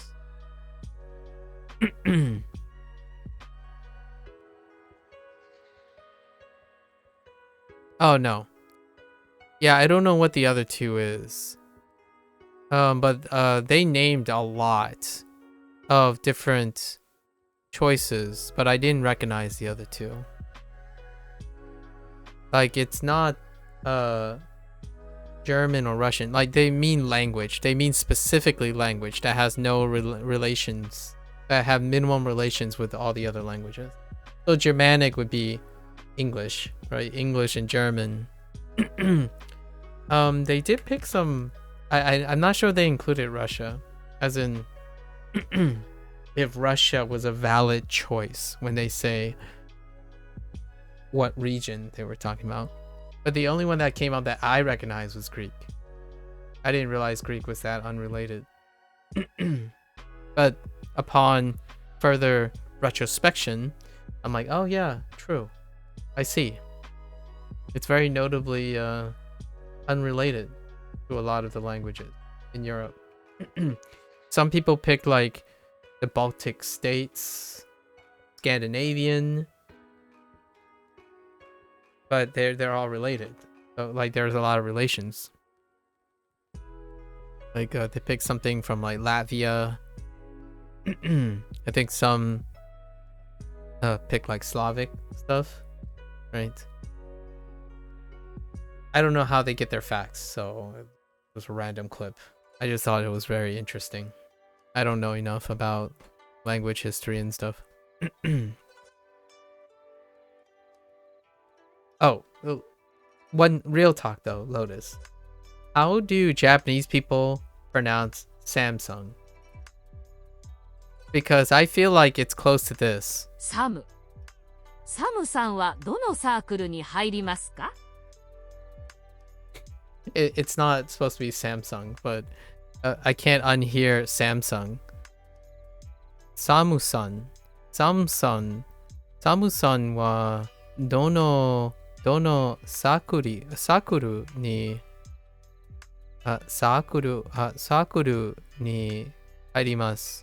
harimasu ka? Oh, Samchon. Okay, Samchon. Samchon. Wait. What? G Shokada. Wait, what's the second part? G Shokada? What are you saying there?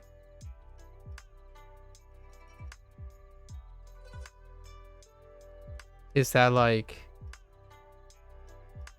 on G Show you're selling, that's what they call it on G Show?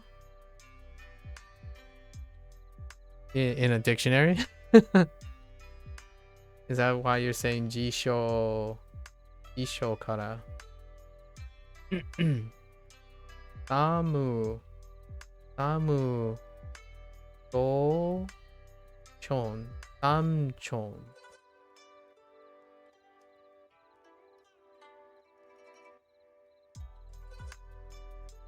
Oh, it's from. Oh, I get it. Okay, from. Oh, I didn't realize you could do it that way.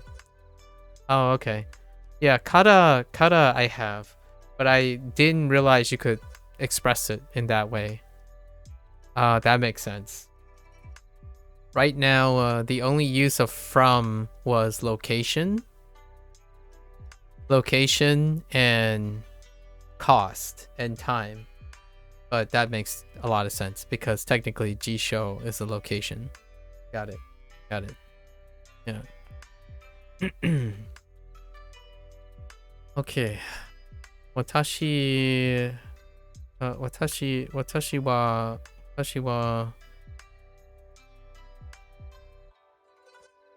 hold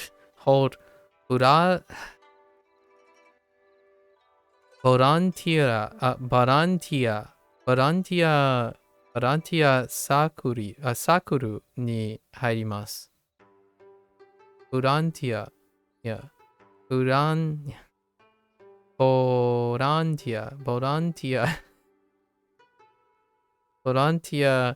sakuru. Oh my gosh, sakuru ni hairimasu. サムさんは何年生ですか？ Samsan wa nani nan nensei desu ka? Nan nensei. Oh, okay. Samu-san wa nan nensei desu ka? Nan nensei desu ka?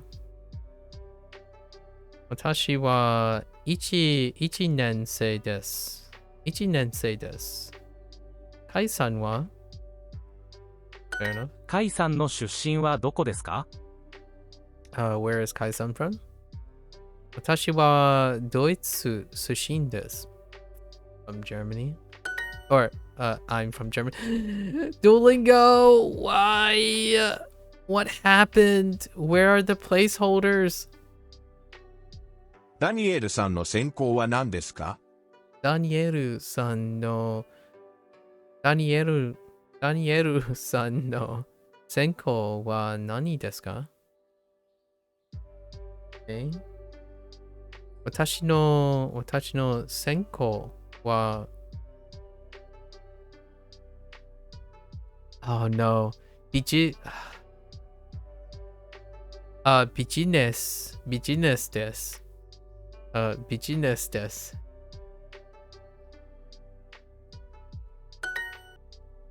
Context.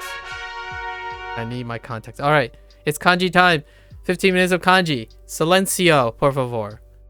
I mean, yes. Okay. 2年生。何年生 Okay. Oh. Okay.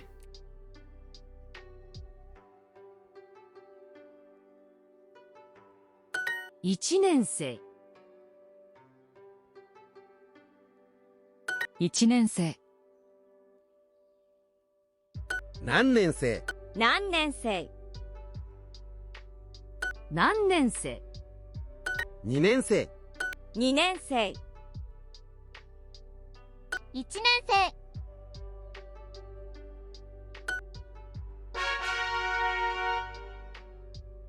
Okay.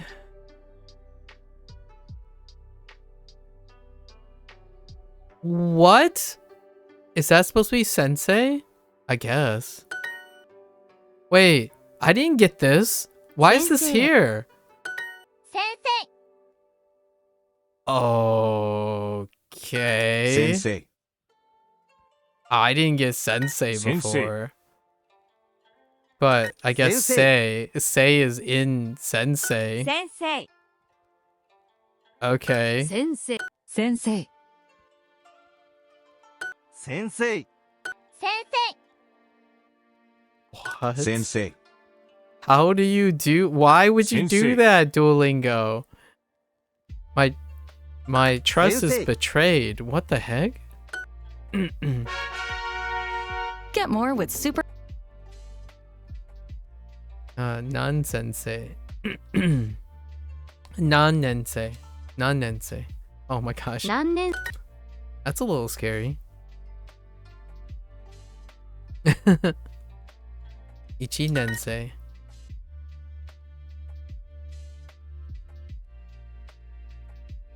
何年生 1年生 Well, I know sensei now, sort 何 of. 年生何年生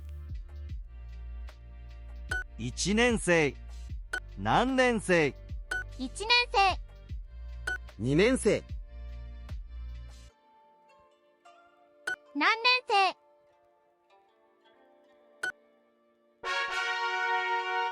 Okay. Okay. Wait, why are 先 you 生 why are you doing this? Okay. Sensei. All right. Well, 先生 all right. 先生先生先生先生先生先生 Sensei.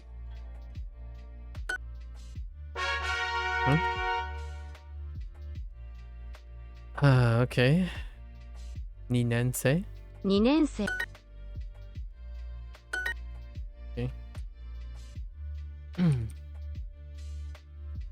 1年生2年生何年生何年生何年生何年生2年生1年生 Okay. Sure. せ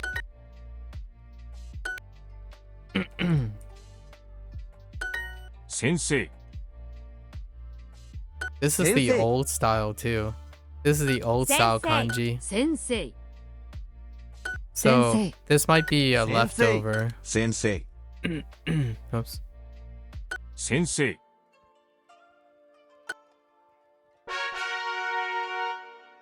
Okay. Sure. 先生先生先生 Sensei. 先生先生先生先生先生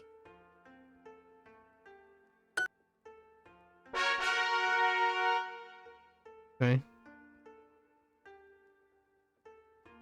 Ichi nensei. Okay. Nan nensei. Okay. 1年生2年生2年生2年生2年生何年生何年生1年生1年生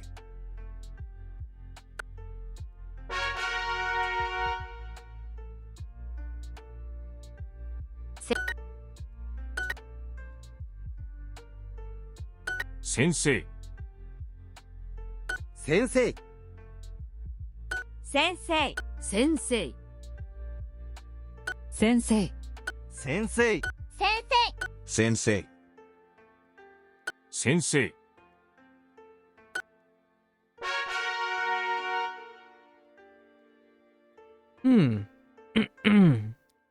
800. Oops. I hit 9 instead of 8. 2年生。2年。800。800。は。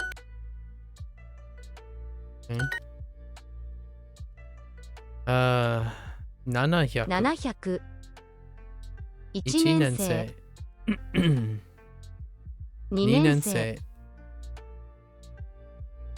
800。800。800。500。800。Okay. 800。Sure. 2年生。2年生。800。800。200。2年生。800。700。1年生。2年生。2年生。年生。1年生。2年生。200。300。800。800。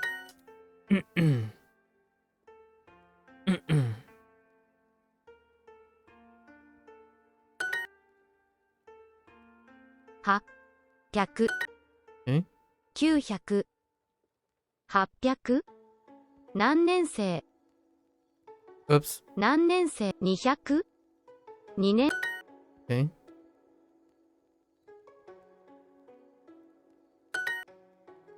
Okay. 800。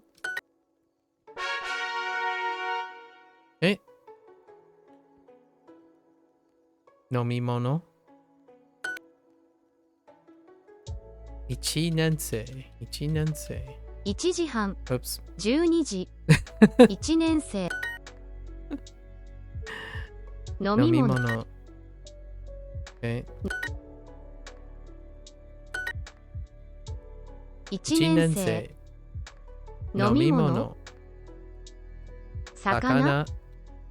何年生。食べ物。飲み物。の。み。もの。1年生。1年生。飲み物。飲み物。の。買い物。何年生。1年生。飲み物。卵。1年生。1年生。卵。1年生。魚。飲み物。2年生。That was an error. Okay. の。の。み。み。もの。2年生。2年生。1年生。魚。飲み物。卵。Okay.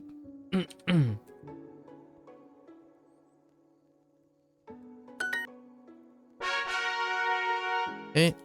Up and away. 12月。12月。Oh, with 2年生 probably. Yeah, 2年生。Fair enough. 12月。I get that. 40分。40分。40分。Whoops. 40分。Oh, and then you're gonna get, okay. 50分。12月。20分。Yeah, yeah, true. 2年生。2年生。12月。12月。12月。2年生。40分。20分。 15分。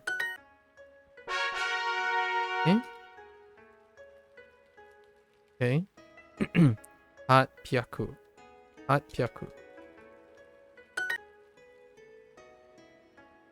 何年生。何年生。何年生。 800。 800。何年生。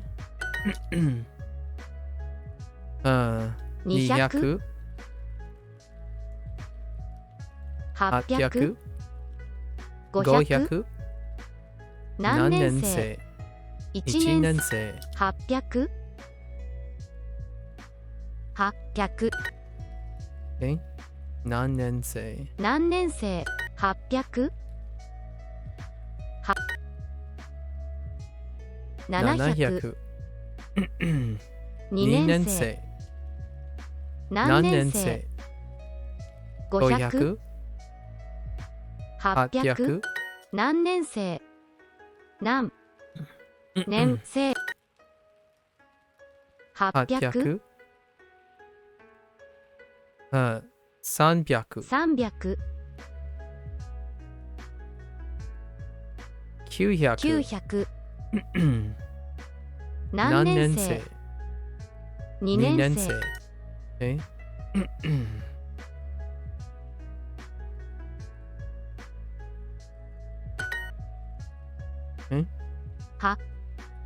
100。 500。 何年生。1年生。 800。 300。 何年生。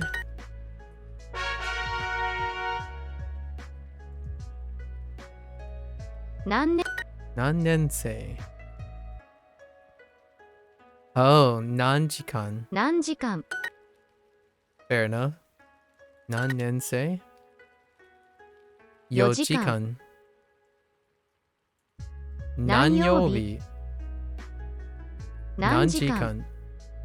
何年生。2年生。何何時間。曜 Oops. 曜時間。 I see why they threw that one in there too. 何年生。何。何年生。何時間。時時。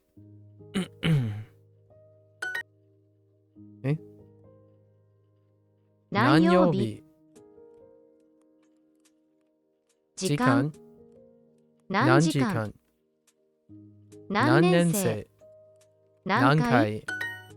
Okay. 2年生。2年生。何年生。何2年生。何年生。2 2分。分。 2 2年年生。生。 2時半。 2時半。何時間。 Okay. 何年生。 Okay. Oops. 2年生。 2年生。年生。何年生。何。 2 2年年生。生。何時間。12 12月。月。何年生。 1 1年年生。 生。Alright, that's the end of 15 minutes. We still got time to do the rest.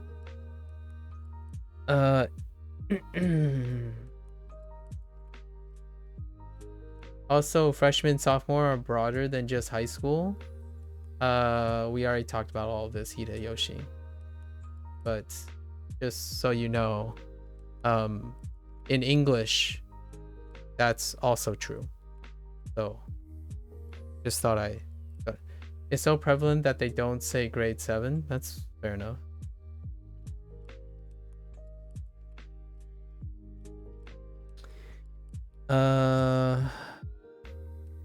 Yeah. So, yeah. I went to graduate school, so it's even broader than that, actually. So, freshman, sophomore is broader than that. Always. So, anyways. Yeah. Freshman, sophomore is broader than that. And it's not talking about high school, just so you know. It's not talking about high school. It's talking about college. So they already specified that it's talking about college before you make more assumptions.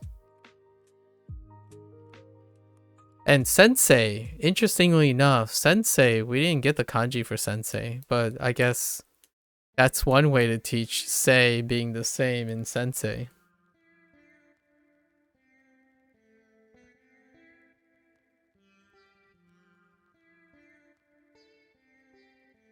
Okay. Personalized practice. Okay. 明日9時間ピアノを弾きます。明日9時間ピアノを弾きます。Okay. Let's see. I'm going to play. Duolingo does throw stuff at you in an odd way. That was the first time in 68 days. So, in terms of kanji,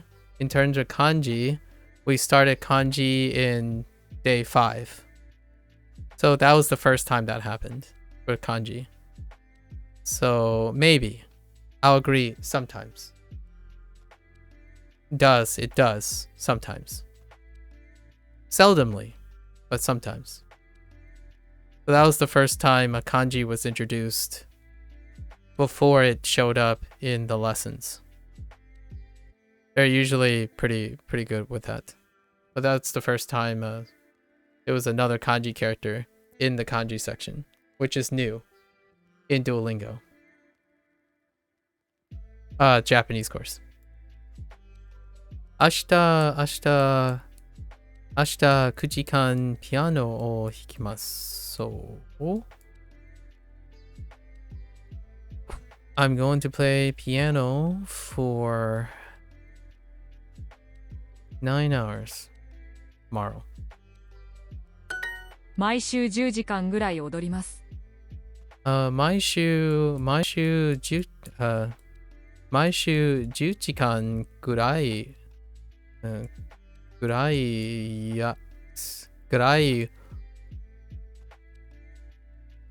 踊ります。Oh, dance 踊ります。毎週10時間ぐらい踊ります。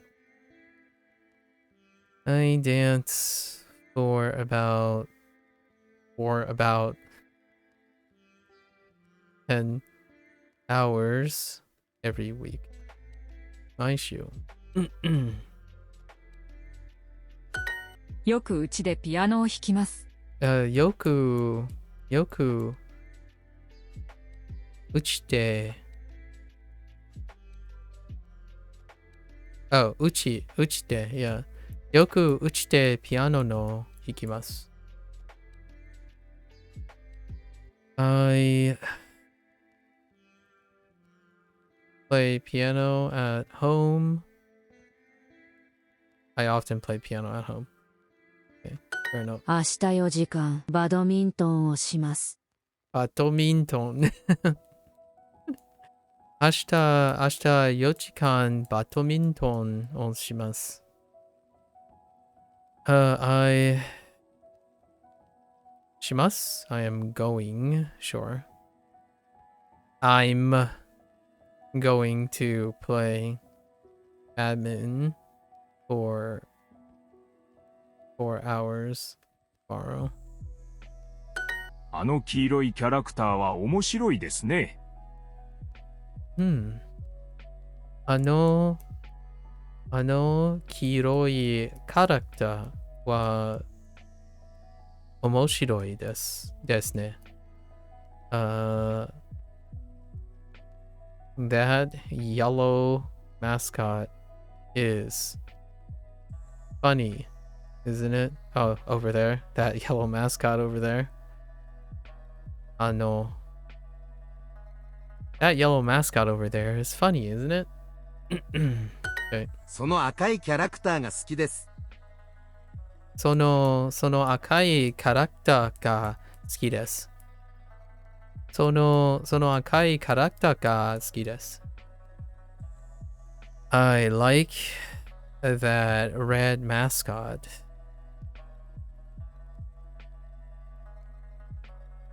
Yeah, that's it. I feel like there could be more to that sentence. かわいいキャラクターのショーに行きましょうか。かわいいキャラクターのショーに行きましょうか? Okay. Should we go to the cute mascot show? プロのサッカー選手の仕事はどうですか？プロのサッカー選手の仕事はどうですか? How's work as a professional soccer player? 今日4時間サッカーをします。今日4時間サッカーをします。Okay. I'm going to play soccer for 4 hours today. 先生の仕事は楽しいですか？先生の仕事は楽しいですか? Is work as a teacher fun? 週末8時間半ぐらい踊ります。週末8時間半ぐらい踊ります。8時間半ぐらい踊ります。Okay. So many little words. I'm going to dance for about 8 and a half hours every weekend. Wait, I'm going to dance for about 8.5 hours every weekend. No, not every weekend. On the weekend. My shoe is every weekend. Shumatsu on the weekend. I'm going to dance for about 8.5 hours on the weekend, yeah. ピアノも弾きます。Piano 弾きます. Okay. I play piano too. That's fine. That's a mix up. 毎日2時間ぐらい踊ります。毎日2時間ぐらい踊ります. Okay. I dance for about 2 hours every day. Sure. プロの野球選手の仕事はどうですか？プロの野球選手の仕事はどうですか? How's work as a professional baseball player? 今日4時間野球をします。今日4時間野球をします。I'm going to play baseball for 4 hours today. Personalized practice, y'all. Personalized practice. カラオケに行きましょう。カラオケに行きましょう。We should go to karaoke, sure. 時時々スポーツのイベントで写真を撮ります。時々スポーツのイベント。Where the heck? スポーツのイベントで写真を撮ります。そのバンドのアルバムを買います。そのバンドのアルバムを買います。I'm going to buy that band's album. 毎週タクシーを洗います。毎週タクシーを洗います。It's Indy's favorite phrase. I wash the taxi. I wash the taxi every week. 毎週。時々スポーツのイベントで写真を撮ります。時々スポーツの写真 wait. スポーツのイベント Yeah, this is the phrase we said earlier. 時々スポーツのイベントで写真を撮ります。I take photos at sports events wait. I sometimes take photos at sports events. 入場料はいくらですか？入場料 Oh no, yeah, 入場料 That's so long. 入場料はいくらですか？ How much is the admissions fee? 入場料はいくらですか？今日イベントで写真を撮ります。今日イベントで写真を撮ります。Okay, sure. I'm going to take photos. I was going to say a singular photo. A photo at an event today. 毎日このバンドのアルバムを聴きます。毎日このバンドのアルバムある毎日このバンドのアルバムを聴きます。Okay. I listen to this band's albums every day. Sure. 毎日。このバンドのアルバムはどこですか？Oh, you know what? Okay, never mind. このバンドのアルバムはどこですか？ Where are this band's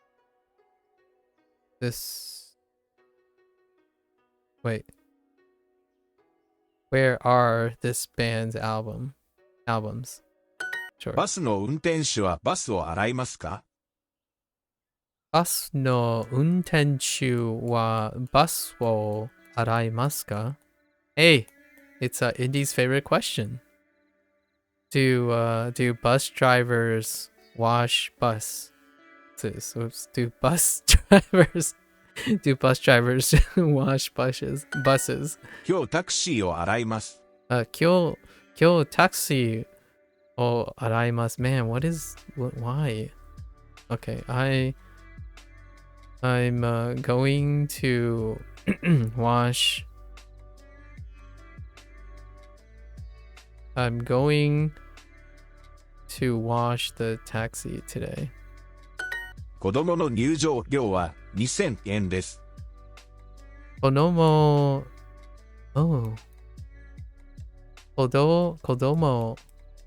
Kodomo no. Oh, I haven't seen Kodomo in a while. Kodomo no new Ju Ryu. Oh my gosh, new Juryu, new Jurio, new Jurio, new Jorio, new Jorio. I don't like 子供の入場料は Yeah. 2000円です。 New Jorio wa 2000 yen desu. New Jorio. So hard to read. Why so fat? New Jorio. Okay. Okay. The kids. Oh, this has a weird phrasing. Very literal. Very literal phrasing. The admission fee for kids is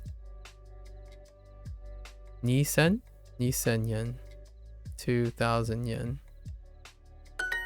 カラオケで歌いましょう。カラオケで歌いましょう。歌いましょう。Whoops. Yeah. We should sing at karaoke. この後カラオケに行きましょう。この後カラオケに行きましょう。We should go to karaoke after this. Okay. 大人の入場料は4000円です。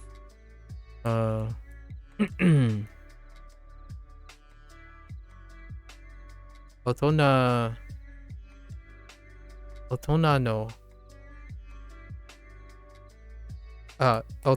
yeah. 大人の入場料は4000円です。4000, yes. 4000円です。The admission fee for adults. The admission fee for adult is 4,000 yen. Sure. All right. Okay. What other practice do we have? この味。Okay. この味はとても美味しいですね。Sure. 美味しい works. 美味しい。Aji, flavor. This flavor is very tasty, isn't it? 私は写真家です。よく旅行します。明日ベトナムに行きます。素敵な山の写真を撮ります。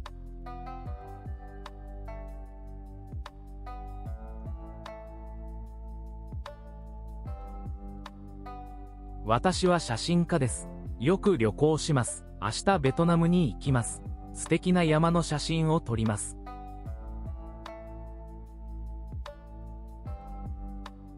I mean, it sounds like the person travels a lot for work, but let's listen to it again. 私は写真家です。よく旅行します。明日ベトナムに行きます。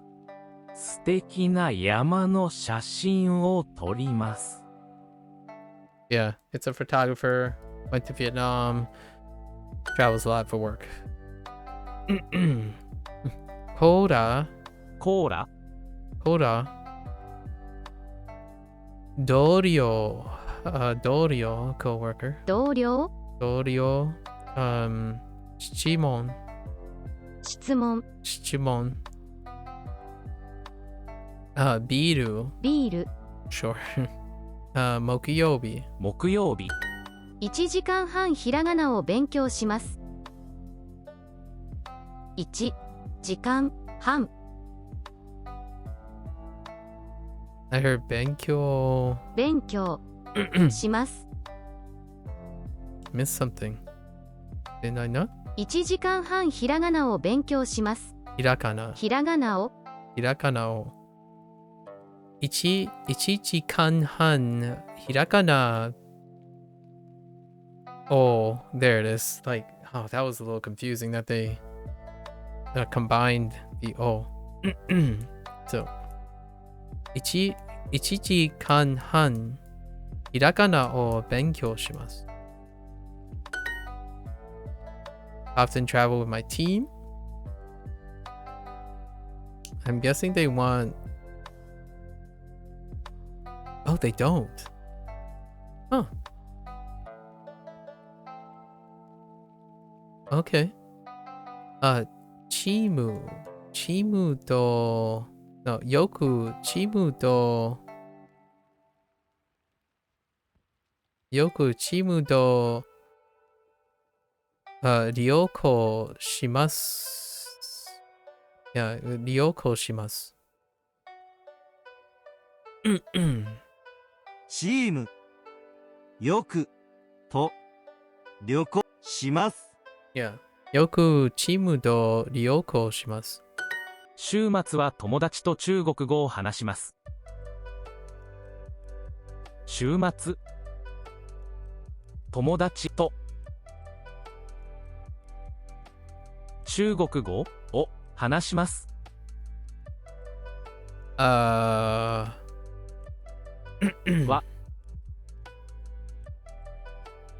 週末は友達と中国語を話します。週末は友達と中国語を話します。Okay, sure. How's work as a bus driver? Sure. バスの運転手の仕事はどうですか？ 4時間半英語を勉強します。4時間半勉強します。I didn't hear what you were studying. 漢字？英語？英語を英語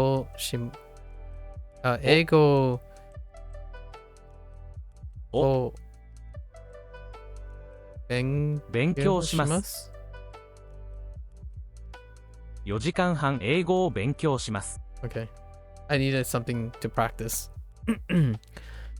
Didn't know what it was at first. Okay. Okay. 午前9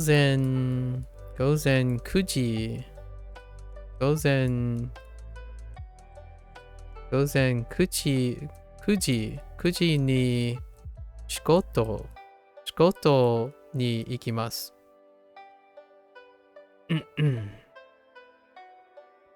午前9時に仕事に入ります。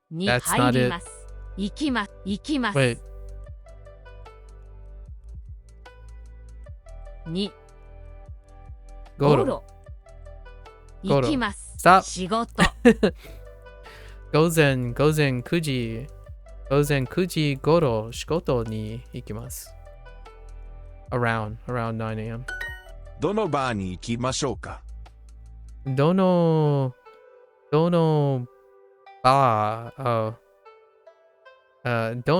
ーに行きましょうか？ Which bar should we go to? Sorry. クライアントとミーティングがあります。クライアントミーティングがあります。Okay. Short. We have a meeting with a client. And that's about it. That's all that statement says. Okay. この青いキャラクターも可愛いですね。この青いキャラクターも可愛いですね。Sure.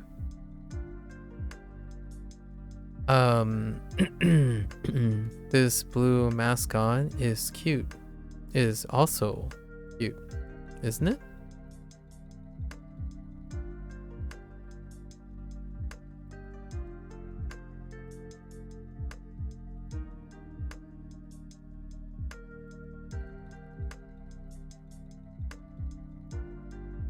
This blue mascot is Sonic the Hedgehog, obviously. Wait, how do you say Sonic the Hedgehog in Japanese?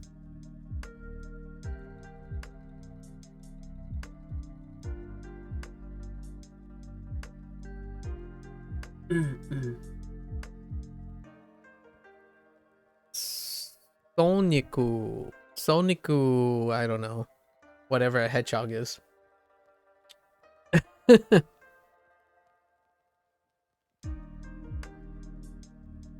Yeah. Wonder how you say Sonic the Hedgehog in Japanese. I'll have to look that up. Okay. Alright. 15 minutes of kanji. Let's go! Alright, back to kanji, folks. We gotta finish this section up. Okay. Nomimono. Okay. Yonensei. 4年生飲み物。See? の4年生。飲み物。3年生。魚買い物4年生飲み物飲み物のみもの4年生4年飲み物食べ物食べ物4年生飲み物2年生買い物4年生よ年生4年生3年生卵飲み物食べ物飲み物飲み物のみ物買い物買い物飲み物4年生食べ物34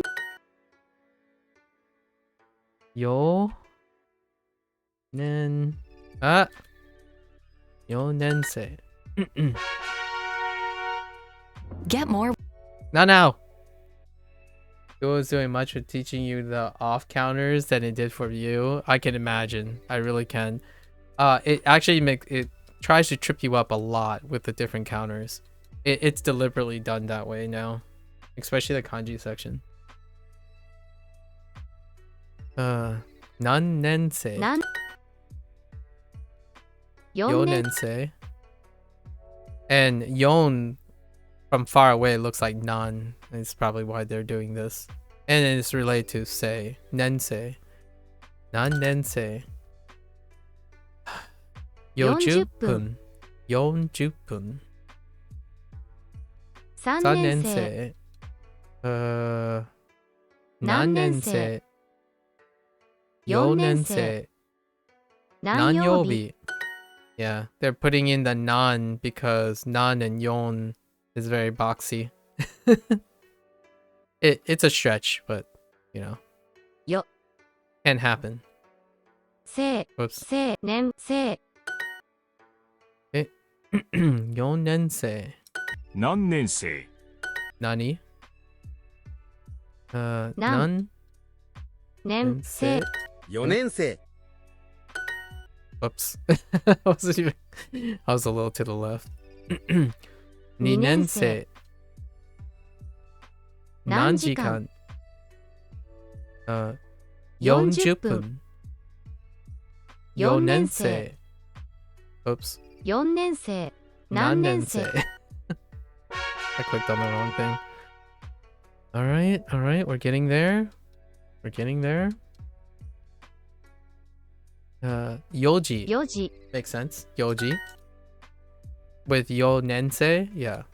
4年生Yoji. 何年生6時2時4時4年生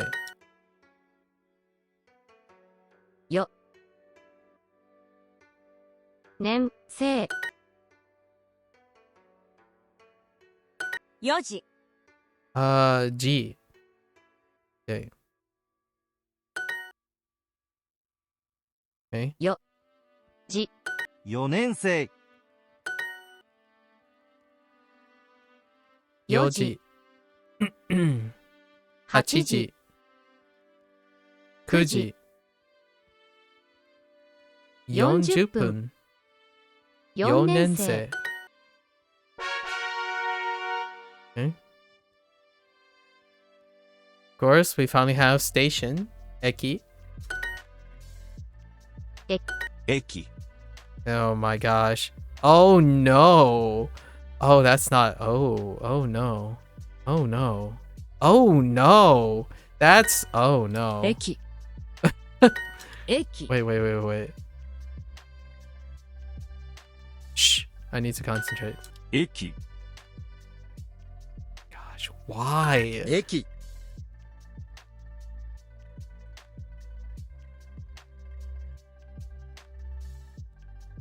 駅駅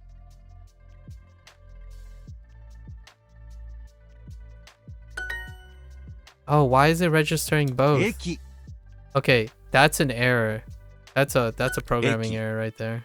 It's registering both taps immediately. Really quickly, yeah. 駅駅